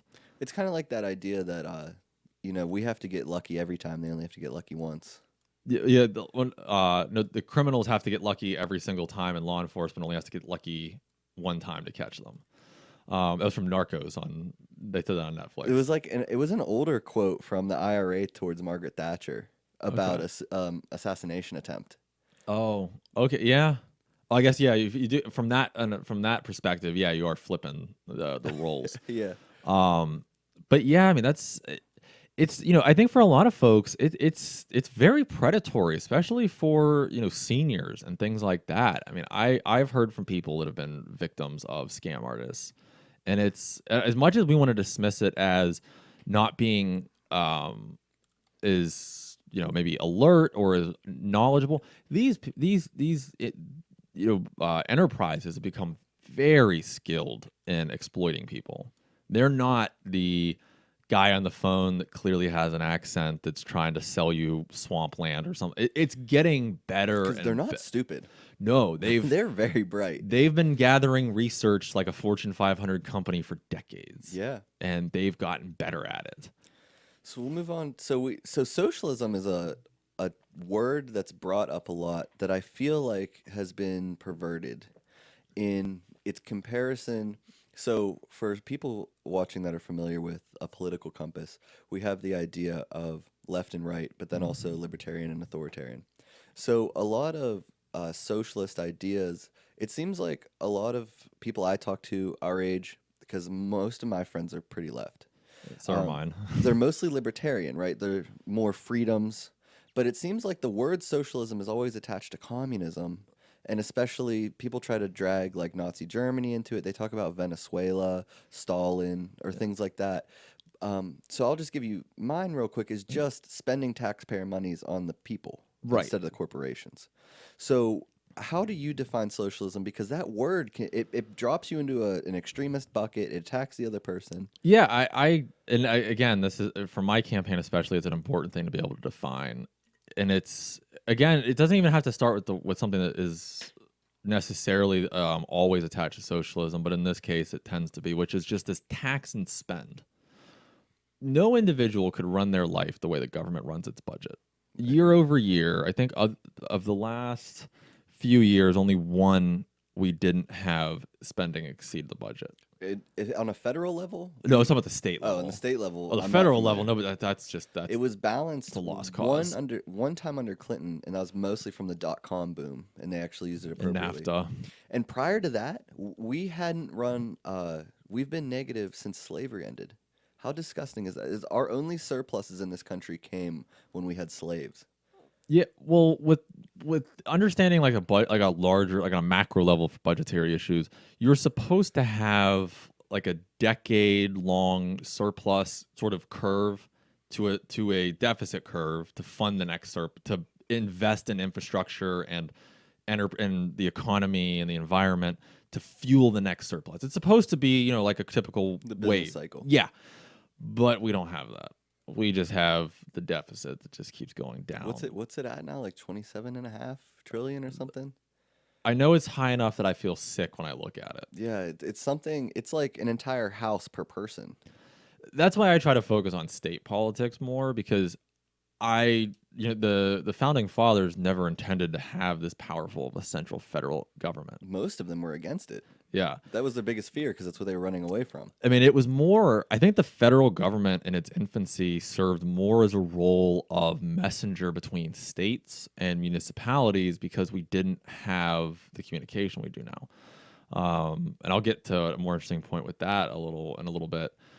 But it's just become this piggy bank for states to get bailed out over and over again. And eventually we're going to have a state go bankrupt and set that precedent. Well, I mean, Detroit did, didn't they? That was a city government. Yeah. States, the Constitution still does not allow states to yet, but someone will... it's not a matter of if, it's when. Where we've run up these huge deficits. And they talk about all the bonds that are outstanding. I mean, Governor Wolf's Restore PA initiative, I mean, it's $4.5 billion in the outlay. It's going to cost over $4.5 billion in interest in the payback. So you're talking about straddling our generation with close to $10 billion in debt. And we'll probably get nothing for it. And so what's the goal of that drive? A lot of it was allegedly in infrastructure, some environmental causes. When it comes to the environment, the thing, and I know that I'll definitely get some heat for this. The free market does the environment better. I know that doesn't. Yeah, hear me out. That's tough. So, who do you think generates more solar energy, Texas or California? Oh, I can't answer that question. I thought Texas had a huge bank of... Texas generates more solar. Yeah. Which state mandates solar? I'm gonna say California. Yep. It's one of those, if you let people, there's a lot of green energy that I like.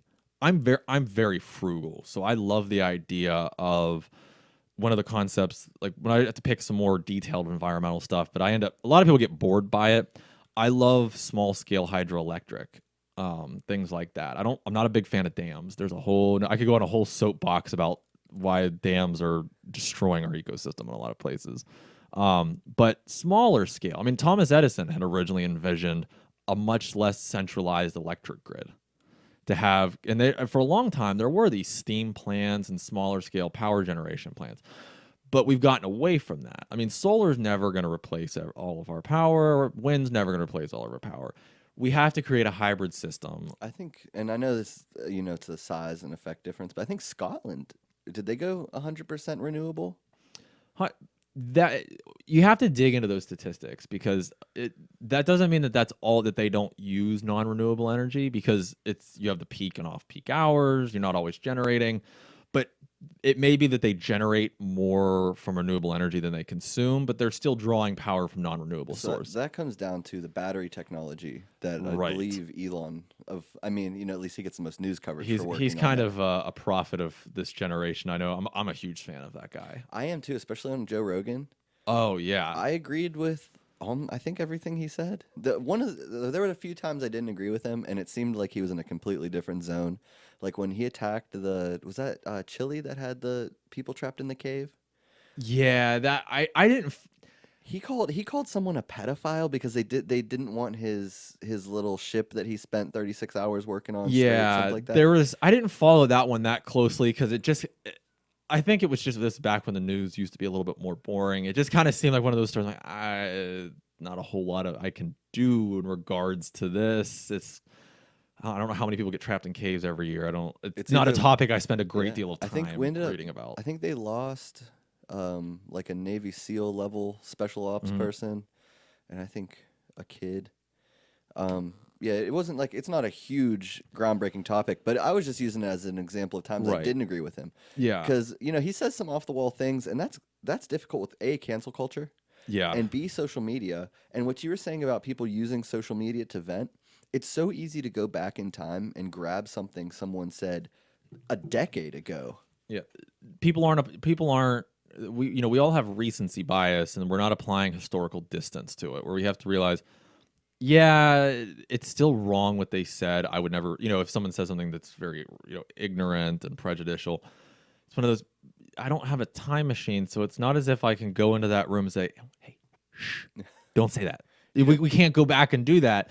It's one of those, don't repeat it. But there's also an important thing to remember here. If you don't, there's that old quote, he who does not know his own history is doomed to repeat it.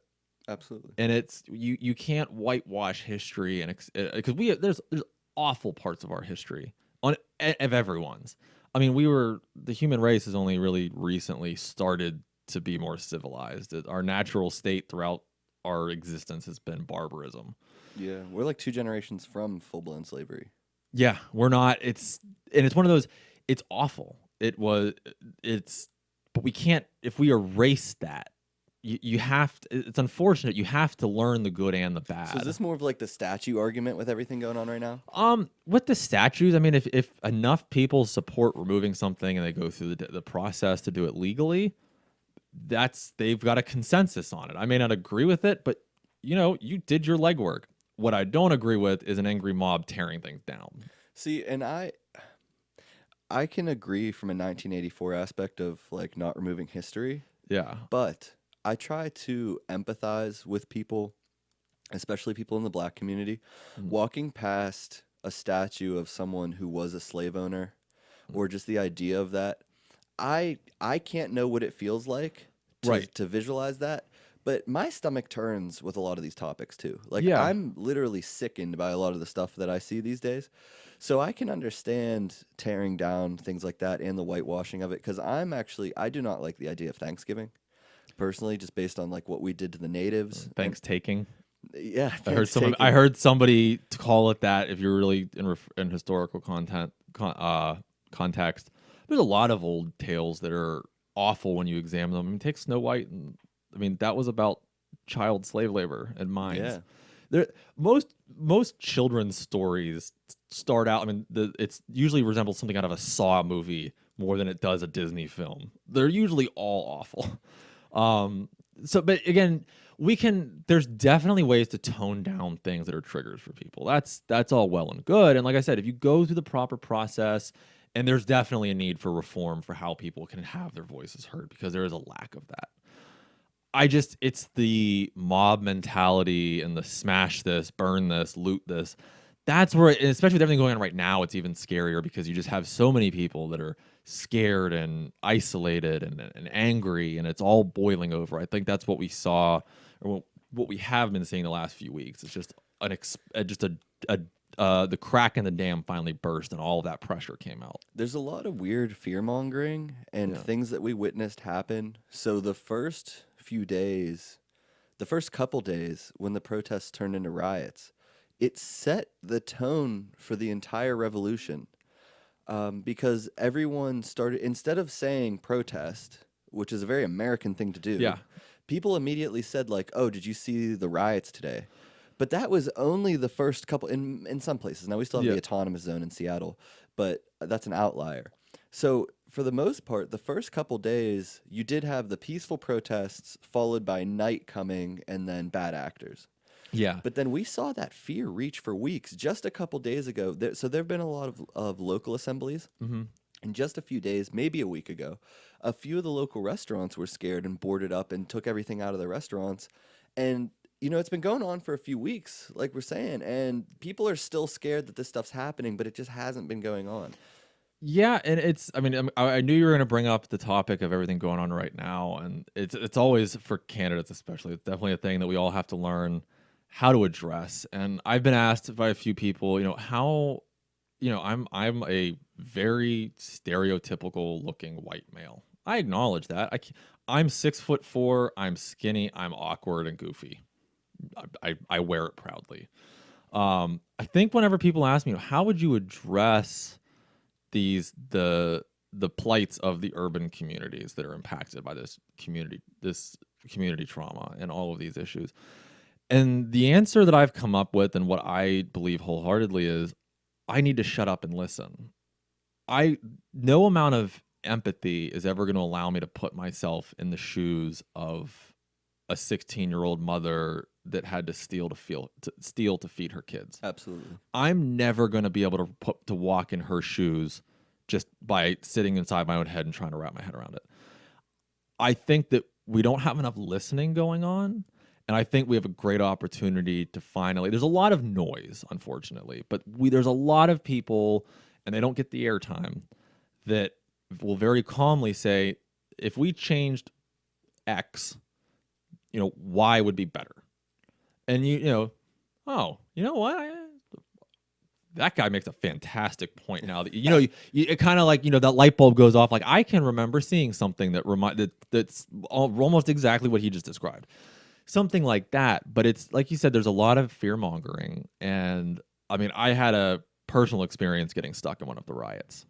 I was coming back actually from where my brother lives in Pleasant Hills a couple weeks ago, back whenever this really boiled, the weekend after Memorial Day. And so I came across the Liberty Bridge, got on 579, and the police had traffic stopped. And what it seemed like is they had it stopped for the protest, which, I've got a bunch of cuts on my hand from the mesh and the plaster, and I'm filthy and I'm sweaty and I'm gross, and I just want to get home and jump in the shower and wash it all off. So of course I'm sitting there, I'm like, oh, it's going to take forever. But then it's hard to describe it. It's like you could taste it. That police car got set on fire, and I could see that. And it was down below where the bridge was. And then I found out it wasn't that the police had let us go, it's that they were pulling out. And that's whenever I've never seen a police officer look this terrified. I've seen a police officer look intense, look angry, look, frightened, but I've never seen terror. And they were throwing rebar and bricks off of the overpasses. The car in front of me got hit with a cinder block. See, that, in my opinion, that's not protesting. No. And then when I got to the Veterans Bridge, and the bridge part's incredibly important for what I'm about to say, because it's really a feeling of entrapment, because there's nowhere to go. So there was probably, from where I was sitting, it looked like about 200 people. And they had traffic stopped in the northbound lane. They were using the HOV lane to kind of move around, and then I was in the southbound lane. And there was a good 200 people. And there's about 4 or 5 cars in front of me, and I'm stopped. And again, at that point, I'm tense. It's you just saw like that guy's sunroof get smashed out and a brick comes. You're kind of adrenaline's going, and you're stopped and you're doing the breathing, in through the nose, out through the mouth, that 1, 2, 3, 4 mantra, and then it really started to change very quickly. It started, if you've seen the movie The Purge, that is what it was like. There was a guy that was climbing onto the roof of my car, and there was a woman who was circling my car carrying a machete. And she was walking around tapping it and yelling and, pounding on my window with her fist. And then she came to my driver's window, and she was winding up with, that instrument to smash my window out. And I mean, I drew my gun on her, and she very quickly realized that she had brought a knife to a gunfight. Worst thing I've ever felt in my life. Having to use it, yeah. Well, almost having to. I mean, just brandishing it in general. Yeah, and I take that incredibly seriously, and it was, thankfully, I've gone through so much training and practice that I can keep my calm in those scenarios. But it's just, this woman was willing to lose her life to commit an act of violence against someone that has nothing to do with what's going on, that's just trying to get home. And it's, you left your house with, it wasn't like you were sporting a golf club where you might have that in your trunk. No one keeps a machete in their trunk. This isn't The Walking Dead. She left her house with that intent to commit a violent act. And like, when I got home from that, I was really shaken up. I mean, I felt sick. I imagine. Because the amount of adrenaline, I mean, everything, I can remember the color of everything she was wearing, that she was wearing a purple long sleeve shirt with a pocket on the chest, that she was wearing white New Balance sneakers, she was wearing jeans with gold stitching. I remember all of that, but everything around me was in black and white. And your field of vision, I mean, I drive Subaru, and it's like driving in a big bubble with the giant windows. But I just remember the tunnel vision driving home. It was as if I was looking through a periscope. And it was just so unreal. And it took me a while that night to settle down, because that hypervigilance kicks in, and man, it's the fight or flight, yeah. Yeah, but it's just afterwards. I mean, that adrenaline doesn't just leave you. It was tough. But I mean, that was where I feel like the media really downplayed some of the violence with that, because there were some bad actors in that. And again, that's separate from the protests. I will defend an individual's right to speak and protest. I don't care if every single thing that they are protesting is everything I'm trying to accomplish. I don't care if what they're protesting is me. They have that right. That's the beauty of our country. What you don't have a right to do is loot and inflict violence. And that's where, but it's hard as to how you pacify that while not infringing on individual rights. I heard a good quote about the looting that stuck with me. And they said, when you have a political system built on profit, looting becomes a form of protest. So I don't encourage vandalism or looting. But when you have, we hit, what's it called, the liquidation rate with insolvency, the solvency limit in PA. It was like the first week of unemployment. Yeah. And then on a national level, we had over 30 million people unemployed. Something like over 60% of unemployment wasn't being paid out at the state level. People were still not receiving their stimulus check in a blanket way, and there were people who had it, people who hadn't. So I can understand the looting in that specific time, because you have people who are quite literally being unpaid, being driven out of their mind, and then the race tensions and everything else boiling over. So I can't advocate for violence or vandalism, but in that specific instance, and with the things going on as far as our lack of transparency at the financial level within government, I can understand the mentality. But like you said, that they do not represent the protesters, and that's the worst part, because I've met these groups. Like I've been sitting down. I've seen you pretty active, where you're pretty steady in how you speak and you message with those events. And I think that's something very admirable that more people should work towards, to be an ally to those communities. But yeah, I mean, I try to, I'm very careful to say that I separate the protesting from the rioters, because I mean, even just the way they were in formation and things with the rioting and the looting was very different. The protesters, I mean, even though, I mean, a lot of those folks were angry, and they have a reason. There's plenty of reasons to be angry, and maybe there were reasons. Yeah, and maybe they were angry at something else, but this was an outlet to enact some change. But it was, and it's, But it's just when you have those individuals that exploited the situation and decided, oh hey, this is we all have to wear masks. There's less people out. We can get away with this. That's where it goes bad, and that's where it's such a delicate dance as to how do you address that without being authoritarian. There was a lot of factors that were uniquely involved in that, especially how quickly, without planning, every state. Yeah. There was acts of violence happening the first few nights. But I mean, there were people on that bridge that were snatching up tear gas canisters that had a gas mask and welding gloves that were tossing them in the river as fast as they were putting them down. Yeah, I think a lot of people have been watching a lot of stuff going on in Hong Kong. I wish I heard more people talk about that. Yeah, Hong Kong's an incredibly interesting topic because China was supposed to have, there was another 20 years on that. The one country, two systems thing from the British handover. Yeah, they have the one China policy, which is kind of scary language because we also have, there's a one Russia policy, and then we also have the America First policy, and then we also have the newer, it's not new, but it's been getting more steam, the OAN, the One America Network. Mm-hmm. There's a lot of this the nationalism kind of going on. Yeah, as soon as you create an us, you created them. And yeah, I there's a lot of rhetoric there's a lot of folks that I don't think mean to fall into that rhetoric because it is just easier language. Sometimes it's just precision of language. But then there's a lot of people that fearmonger, and it's on both sides. But when it comes to things like China, I mean, for the rest of our lifetime, it'll be decades. But it's really going to be interesting because Hong Kong is going to unfortunately end up getting absorbed into that machine.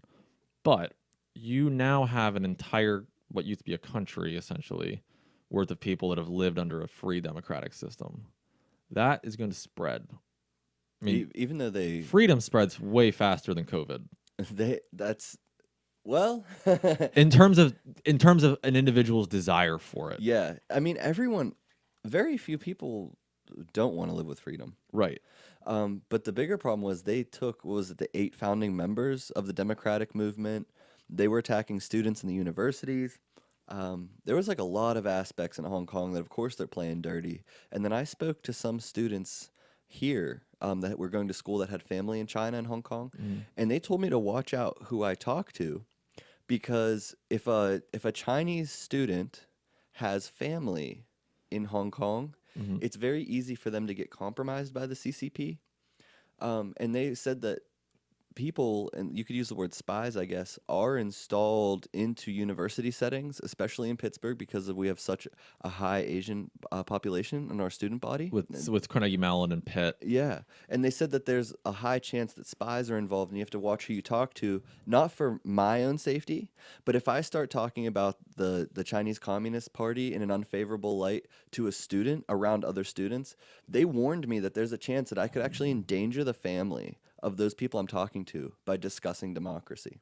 And that must be an incredible burden for those students to worry about, where they just, hey, my friend just shared a link on my wall, I didn't even click on it, They all use anonymous messaging apps, even here in the States. Yeah, it's not WhatsApp. I'm old school. I just text. I know that's weird that's old school now. I don't use Kick or that's probably many. There's a ton of them now. I can't keep up. And I think that's for a lot of people that don't have cell phone service, like teenagers. It's a very popular thing among them. Because they have Wi-Fi. Yeah, it's Wi-Fi. It's free Wi-Fi texting. The parents can't, stop them from doing I guess I never thought about it that way because we grew up texting. We were light years ahead of our parents. They didn't know how to. I remember the days of T9 on my flip. I still miss physical buttons. I mean, I'm a bit old school. I still like talking to people on the phone. I will prefer that. I use texting more for logistics. Like, hey, meet me here at 9, just so they have the address and the time and all of that. But there, it's like we were talking about the difference between the generations, between we're millennials and then you have Gen Z, right? That's the next one. So Gen Z starts in 94 to 95. Okay, what's the one after? Is there another one after that? So after Gen Z is Gen Alpha. Okay, so we're talking about Gen Z is who I'm thinking of. So Gen Alpha is like 2015 to 2030. So that's okay. So they're still kids. Yeah. Gen Z, they never grew up without the internet. I I mean, even when we had the internet, it was dial-up, and it would take an hour to load a picture of Tony Hawk skateboarding or download cheat codes for Crash Bandicoot. See, I was born in '95, Okay, I was born in '90. but see, it's absolutely true that like I was 2 years old when I hopped on the internet for the first time. I was probably 10, I want to say, and it was still. Doesn't matter how restricted it was. There was nothing to go to unless you had that one rich friend with DSL. Or they had the games in the cereal boxes, Yeah, the demos. the little tiny CDs that you put in there. Yeah, Yeah, well, that takes me back. I hadn't thought about those. yeah, because there was very few things else. You're right, that was on the internet. It was very small. Yeah, I mean, the internet was mainly. I don't even when I say business, most people think things like Amazon, but the internet was so radically different back in the day. If you want an example of what the internet used to look like, go to the Space Jam website. It's still up from whenever that movie came out in the '90s. They haven't changed it. It's kind of like a time warp. But it is just they never. There's this concept called free play with kids, where more and more kids don't have that. They don't learn to encounter conflict. If you took my toy, I want it back. They don't learn how to resolve interpersonal conflict. It's all been digital, and it's all, well, you said something mean about me. Now I have to hack your account and say something mean to your girlfriend or something like that. Where They're very aggressive. yeah, it just becomes this escalation tree that's just this steep curve that we didn't see before. I mean, conflict between people used to have a cycle, kind of just that bell curve of escalation. But now it's just this giant steep incline for how people respond to things. When you address something face to face with a person, it'll de-escalate very quickly. Right. There's no consequence to name calling, and the people that I have to remove on social media most often are the ones who refuse to address the point I made and just immediately attack me as a person. Just use character attacks and ad hominem attacks against me without even addressing what we were talking about. But that culture is ingrained, and I even ran into it with close friends. You know, I disagree with my closest friends, and we would be calling each other names, and like, you know, then we'd see each other an hour later, and we'd really hash out that it was a miscommunication problem. Because like what Elon said in the Joe Rogan podcast, it's an interface problem. When we speak, we transfer information, but we slowed it down to keyboards, and then we slowed it down to our thumbs on phones. So when you're trying to text, your thoughts are miles further than your thumb can get out. And then they'll send you a message before you send your last, and it gets messed up. And then with social media, it's even worse because other people are now a 2-person argument is now there's 10 people piling on, commenting on both sides who may not even know either party. And mob mentality. Yeah, and it just becomes it's recreational outrage in a lot of cases when people just want to like pile on because they don't realize it may seem like an innocent argument. You're just kind of poking fun, but it may be someone that's dealing with something quite significant in their life. But yeah, the way you just put it was very eloquent. That how Elon Musk put it, where your thoughts are so far ahead, and also people don't take into account body language and tone. It's incredibly hard to convey tone in a text message. I know people put LOL, or they put sarcasm. Yeah, we have emojis now, which we've only almost come full circle to hieroglyphics. That's kind of yeah. And we've kind of gotten away from language as we've turned language into its own person now, or is a part of us as people instead of a communication tool. And with a lot of topics that come up around things like pronouns and things like that, I think it's incredibly important and for people to be more inclusive and more understanding. But there's also, you have to recognize it's a tectonic shift in the way. I mean, language was designed to be able to address people you had limited information on as accurately as possible in order to communicate something. And it's become more than that. And that's a lot for some folks to change. And no matter how much you want to in a crisis situation, like if a piano is about to fall out of a building, you're not thinking, how do I address this individual? You're going to use whatever information you see to get their attention to help to get them out of the way. You're also talking about word precision. Yes. And words are taking on so many more meanings, especially colloquialisms and slang. Yeah. They can adopt a handful or I don't want to say a dozen, that'd be a bit of an exaggeration, but they could have so many different definitions to words.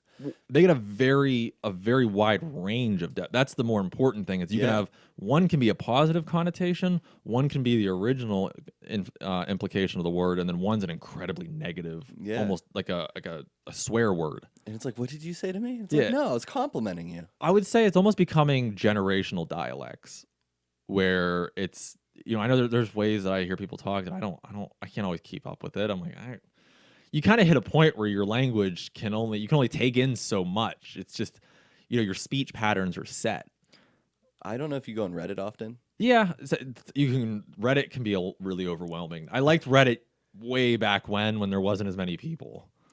Everything's better when it's more Yeah, exclusive. there's to just some degree. so well you'll leave your phone on something, you come back with 1,000 more threads on it. I'm like, I can't read all of this, and I can't even find the part I was reading.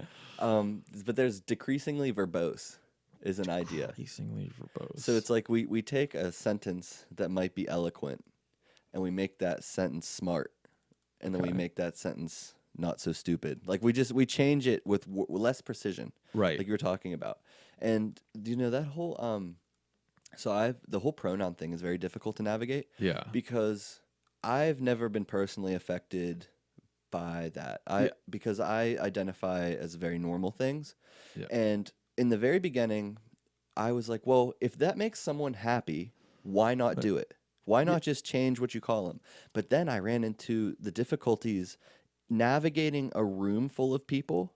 It could take 10 or 15 minutes to discuss just how to address everybody. Right. And the one thing that I would like to see in the culture of it is if you make a mistake, then it becomes addressed instead of getting attacked for making the mistake.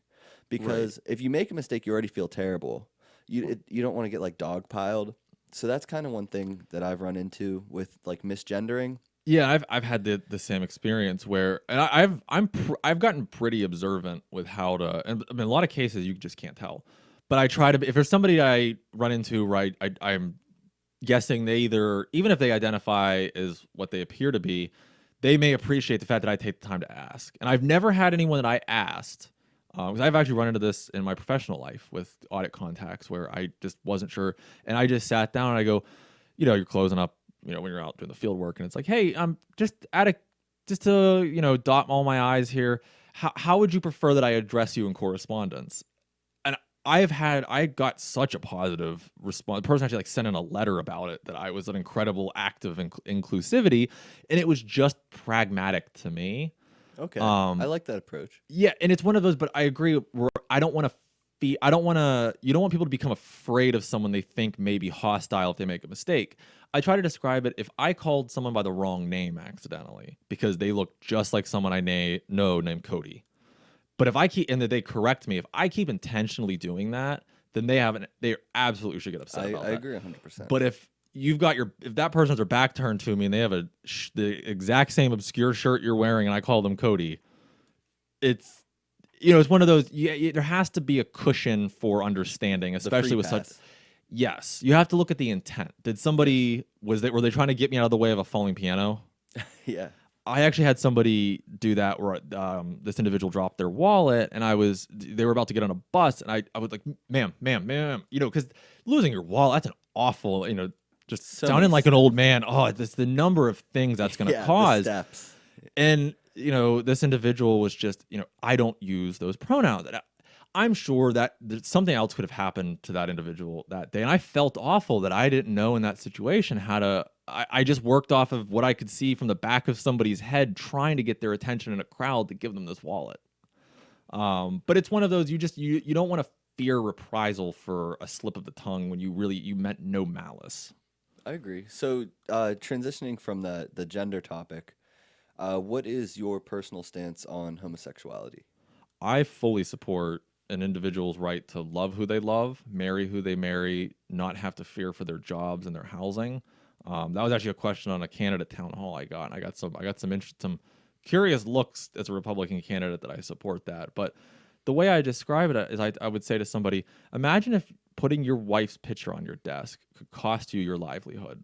And then imagine if you just lost your job because of your wife's photo on your desk from your wedding, that your landlord sees you carrying that picture in from the job you just lost and then evicts you based on that.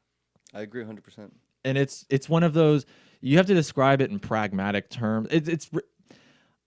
I've gotten some flack for the way I talk about it sometimes because I can sound a bit calculated with it. But I'm not the specialist that's going to enact a cultural revolution. I'm worried about protecting an individual's civil rights and someone's right to live, free of fear of persecution and discrimination.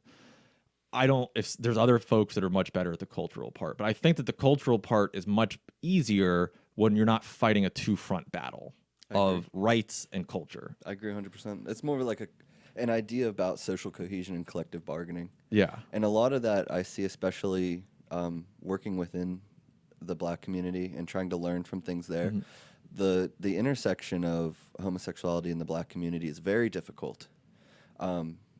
Just from the people I've spoke to, because from my view as someone who's honestly not persecuted often as a standard white male, the way I see it is that regardless of history and past, both people are treated similarly in the effect that the people who dislike them as a group want them dead. Yeah, they want them to not exist. Yeah, exactly. Yeah, and that's an incredibly difficult. There's a lot of organizations that are starting to gear up to address those issues, and it's great to see. But there's just not enough. There's not enough resources out there to help these individuals in these communities. And I think one of the things I want to see enacted is, instead of the government constantly creating more agencies to do this, fund the people in the community that they've already laid the groundwork and built those relationships. It is so much easier to fund these organizations and get them off and lift them up and expand their resource base than to try to go in there and set up shop across the street from community ABC mental health to come out with Pennsylvania state or PA state community mental health. Because now it's, why are you competing with these people we already like, we feel comfortable with, we've shared our intimate feelings with? We need to be doing that. So more of a grassroots approach. Yes. Instead of a trickle-down effect to mental health care and sociological problems. Yeah, we need to be filling up. We need to start filling it up from the bottom up and lifting people up. So this comes back to the difficulty and the way that the word socialism has been perverted, like we were discussing before. We want to see the same things, but since we get pigeonholed into the political ideology and the side picking, so the word socialism coming in there, would you consider funding grassroots approaches to addressing homosexuality as a socialist feature? You mean funding groups that support individuals with their gender and sexual identities? Yeah. I don't view that as socialism, because that's kind of, my opinion, that's kind of the freedom of capitalism, where you can let you have to have the money comes from somewhere for a lot of these spaces. And you have to let those who are the best at what they do win. The government's just never the best at what they do. I always go back to, imagine if everywhere you shopped was like the DMV. It just doesn't work. But the government does have a unique position to distribute the taxes that they collect from us. But we have this trend where in politics, your prestige and your power amongst your colleagues and what you can get done is often measured by the size of the budget you control, which de-incentivizes ever shrinking budgets. I don't remember the last time I saw a budget shrink. Right. Pennsylvania, we have this habit of tax and spend. Just because we're taking in more money, I go, we still have all this debt. We're not out of the woods. Like, it's like saying, oh, I've saved all this money, put all this money in my savings account. Like, yeah, what about those credit cards that are accruing 12% interest? Yeah, and it's like over 40% of the country accumulatively is in the red. They have debt rather than equity. Yeah. Because of the credit spending culture, especially that came after the recession, where you have a lot of people living paycheck to paycheck, and you can't avoid emergencies. That's why it's labeled as an emergency. Right. And you're almost forced. Like, sometimes when we talk about credit debt, they say, well, maybe you shouldn't buy that expensive flat screen TV. But from what I witness in the income area that I live in, it's mostly car repairs and house repairs that end up getting thrown onto credit cards more than anything else. Yeah, hot water heater bursts, a furnace goes out in February. And you're looking at 15 to 21% interest on the credit cards. Yeah. So what's your opinion on how do we get out of the debt hole at a state level, individual level, federal level?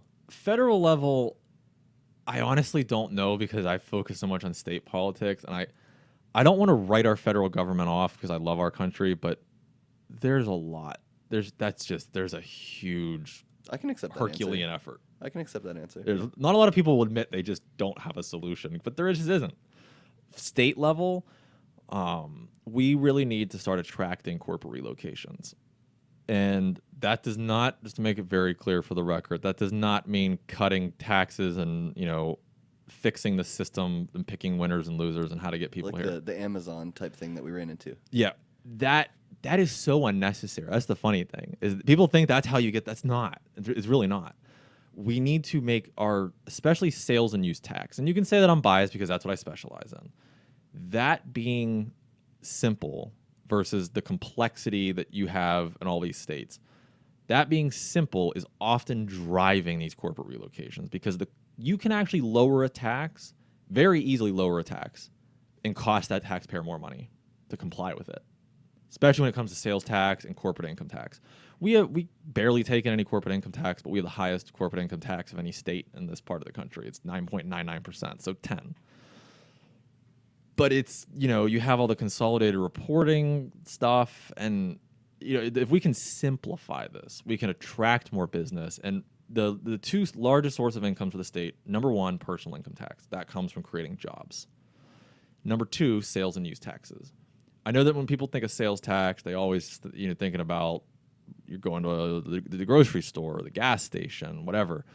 But use tax is just the back end of sales tax if you don't pay it on the upfront side. I know I'm going to bore some people with this. Is that so? What about like a VAT tax idea? A value-added tax. So VAT taxes are, the math is very quick on that, which is why it looks so good. But the implementation of it that's an example of where it costs a lot of money to maintain that. And then but by doing that, you disrupt the sales tax space. So you may get all this money from a VAT tax, but then your sales tax starts going down. And so it's that balance. And I never advocate for a complex tax. I would just like to see the state, we can grow our tax base, the number of businesses and people, instead of taking more from each of them. That's kind of the end goal. And then eventually start, especially with seniors, to start easing the property taxes and decreasing these budgetary burdens, especially at the municipal and the school level. I mean, a lot of our schools are straddled with a just astronomical amount of debt. A lot of the spending problems I saw, because I was like student school board representative, whatever amount you could get to as a student that they would let you see, a lot of the cost problems seem to be coming from cyber soaking up so much of their money, and the graduation rate and the efficacy rate of students and the number that moved on to college, from what I personally witnessed with cyber schooling at the high school level, was terrible. It was like a total complete failure. And now that's something that we're moving towards for an entire year with everything that's going on with COVID. I don't know much more about like all the budgetary problems with public schooling, but I know that we've gone, since the 90s, we've gone from 6th nationally to 26th in education and healthcare. And the schools are still struggling as we drop like a rock in a pond. Well, with the education space, I mean, I'm an advocate for school choice because we need, and I come at it from a different angle though. We need competition in the education market. Okay. If you only have, I mean, think of like Bell Telephone or American cars in the 1960s and 70s. There's not a lot of pressure to innovate when you're the only game in town. You don't need to cut your prices if Joe's Burger Shack is the only place to get food for 100 It's like the miles. Verizon Comcast thing we were talking about. Yeah, you need competition, healthy competition. And there's also increasing, the more we learn about individuals with disabilities and being able to better address those and just the way we live and being a more mobile society. So is that an argument for charter schools, though? Like private schooling? Charter schools, yes, but I look at charter schools from a little bit differently. I look more at the charter schools that help kids with intellectual and physical disabilities, because you can't change school like physical structure quickly. I mean, you can't usually add to these buildings at an astronomical cost, but you can create, a much more accessible space somewhere else and give them more intensive care and attention. But in terms of just wanting to start pulling money away, no. But we need the biggest money drain with public schools is administration. I mean, you have these people, they're working in an office. Nobody has any idea what they do. They've been there forever. They're making 6 figures a year. And then the pensions. I don't want to hate on them personally, but from what I've witnessed, There's not a lot getting done for the amount of money that they're getting paid. No, people focus on the teacher salaries, and that's a misdirect. It's sad. Yeah, it's a sad misdirect. Yeah, because when you really dig, they'll only pull the outliers of the teachers that are making a lot of money. And they've been there 30 years with tenure. Yeah, but they're actually a lot of the newer teachers are grossly underpaid. But where talk about, I'm not talking about, again, making it very clear, because I know there's people that'll jump on this thinking of talking about abolishing anyone's pension. Absolutely not. You're entitled to it. You're under it. You're under that plan. We need to start shifting to a 401k style plan. Well, instead of because an educator would be a 403b. Typically, they'd be tax sheltered. Well, there's a public sector designation for like a 401k account, but most people would understand this. Like, I have an IRA, I can never keep track of those acronyms because I just put the money in it every month. There's like a dozen of them now. Yeah, but with the pensions, the problem is a pension just works based on always assuming a certain amount of growth and all these other factors. But we did what we shouldn't have done. They were borrowed from. We had recessions, things like that. If we were to freeze the number of people that are on a pension, so that the amount that we have to shell out won't keep growing. We can budget for it. We can solve it. That way, we don't have these long-term outlays after people retire. We can have more accurate budgeting without half the budget going to people that don't work for the school anymore. I agree. I don't know how you can ever get ahead of that if half your money is going to the past. I just want to make sure. Are you good on time?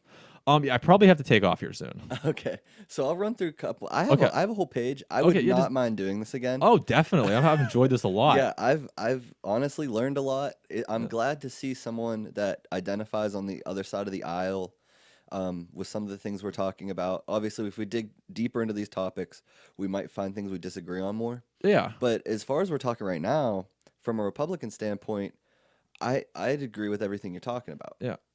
So we'll just go to the next one. Because I saw, and I'm not trying to name drag anyone right now, but Danny DeVito, not the actor, but the candidate over McKees Rocks. So he mentioned that you guys were close friends. I've gotten to know a lot of the candidates throughout, because you're at the same functions. You go to like the training. A lot of candidates swap stories about the frustrations of the process that, outside of being a candidate or having run for office, are hard to relate to. Because when I pay close attention to his Facebook feed. He's very active on Facebook. Yes, and I've also seen him post a few violent things and delete them. I wish I had gotten screenshots just because I didn't anticipate them to be removed. The reason I'm asking is also to get back to Antifa. Okay. Because I see him throw the word Antifa and socialism around constantly. He talks about like bikers bringing in vigilante justice, and we should hang some of these individuals that are participating in rioting and things like that. So the word Antifa, what is your stance on everything culturally going on with this word? Antifa is a real group, but we're using it as a blanket statement for a lot of these rioters because the behavior fits, and you're attaching a label to something. But again, what we talked about earlier, it's very important to distinguish between the rioters and the protesters. I think that like those bad actors you mentioned, a lot of them did come from these groups that have just kind of been lying in wait and wanting to plan things like this, because there's people that just want to see chaos. I don't like hurling that accusation at someone. That's that harkens back to the McCarthyism days. I agree completely. And what's more important to me is the fact that it stands for anti-fascism. Yeah, which they tend to be the most violent and oppressive groups. The people that identify with that. It's like a weird distraction type of word. I feel like it muddies our language a little bit, because now if you have a lot of people that are anti-Antifa, it almost makes them seem linguistically like pro-fascism. Yeah, Here, I'm just gonna respond to something real quick. You're fine. Take your time. I know life calls, and you're a lot busier than. Oh no, it's no problem. My girlfriend was just wondering when I'm coming home. Yeah, Danny is a nice guy. Like he behind the scenes, from what I mean, obviously you kind of keep to your respective areas, because that's where you don't go to someone else's district. You'll go somewhere to support someone. He and I differ on a lot of topics, and so do other candidates. It's kind of hard to I don't hitch my caboose to any other wagon. I am my own candidate. Okay. I'm glad to hear that just because the things I've witnessed him say have upset me a little bit. And when I noticed him mention your name, I didn't know what kind of conversation this was going to be. When I'm he's tagged me in some Yeah, stuff. that's all it was. Yeah, that's a lot of that is just because we all are trying to help with the social media Yeah. stuff, and we're not experts. That's where kind of our opponents are a little bit ahead of the game with us. Or we're playing catch up. But yeah, I mean, he and I agree on some things, and there's plenty we disagree on. But that's true of anyone. I mean, I don't. If there's a post that he or somebody else does, I'll only like a post if I support it. And I mean, I've seen from multiple people things that I don't agree with.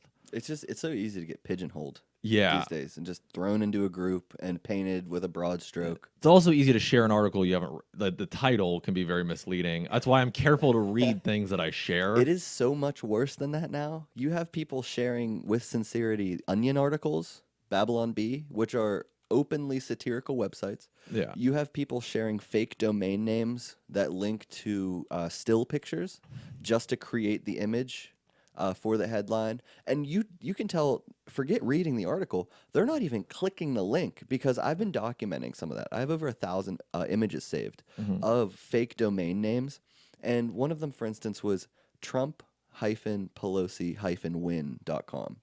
It was a redirect to some anomaly of a website, and it was filled with ads, cheesy ads about how Americans can lose weight and sexy Russian ladies in your area. Gosh. And and they're targeting people, and it was a headline about something Pelosi said, and it's a redirect to a website that doesn't exist that's full of scams. Yeah, and that's why I'll share I usually share mental health articles like with some good resources and things like that. But I try to stick to my own original posts. I love OC, original Yeah. content, yeah. Yeah, I mean, I'll share stuff. Sometimes you want to show your support for an elected official or a candidate, and then other times, you can, if it's a current topic everybody's kind of talking about, and you want to weigh in on it. You kind of want to do your own. It's okay to have the same image of like House Bill 1234. It's okay to have that same graphic as that representative or that candidate, and put your own take on what you think why it should pass or why it shouldn't have passed. But yeah, it's a good question. What else do you have on your list? I have, man. We made it a third of the way through. Okay, I'm definitely gonna have to come back. Yeah, we have room. I mean, just on this page of things that I thought of before we met. I mean, we got plenty more content to go through because I'm really appreciating the conversation. Yeah, honestly. I'm having a great time. So I think we'll probably wrap it up for tonight since it's getting late. Yeah. And we'll just schedule another time. Oh, definitely. I'm looking forward to coming back on here. I like these long form interviews. It's hard to get your point across in a 90-second clip. Oh, absolutely. But then out of this, there will be clips to give you Right. some representation. So just to wrap up, we have John Waugh, who's a candidate running for the 21st district in PA. And we're wrapping it up. We're going to turn this into a couple more segments because we have a lot more topics to cover because the country is a lot more complex than, just a 90-second clip like you said. So for tonight, that's going to be everything. All right. Hey, thanks for having me, man.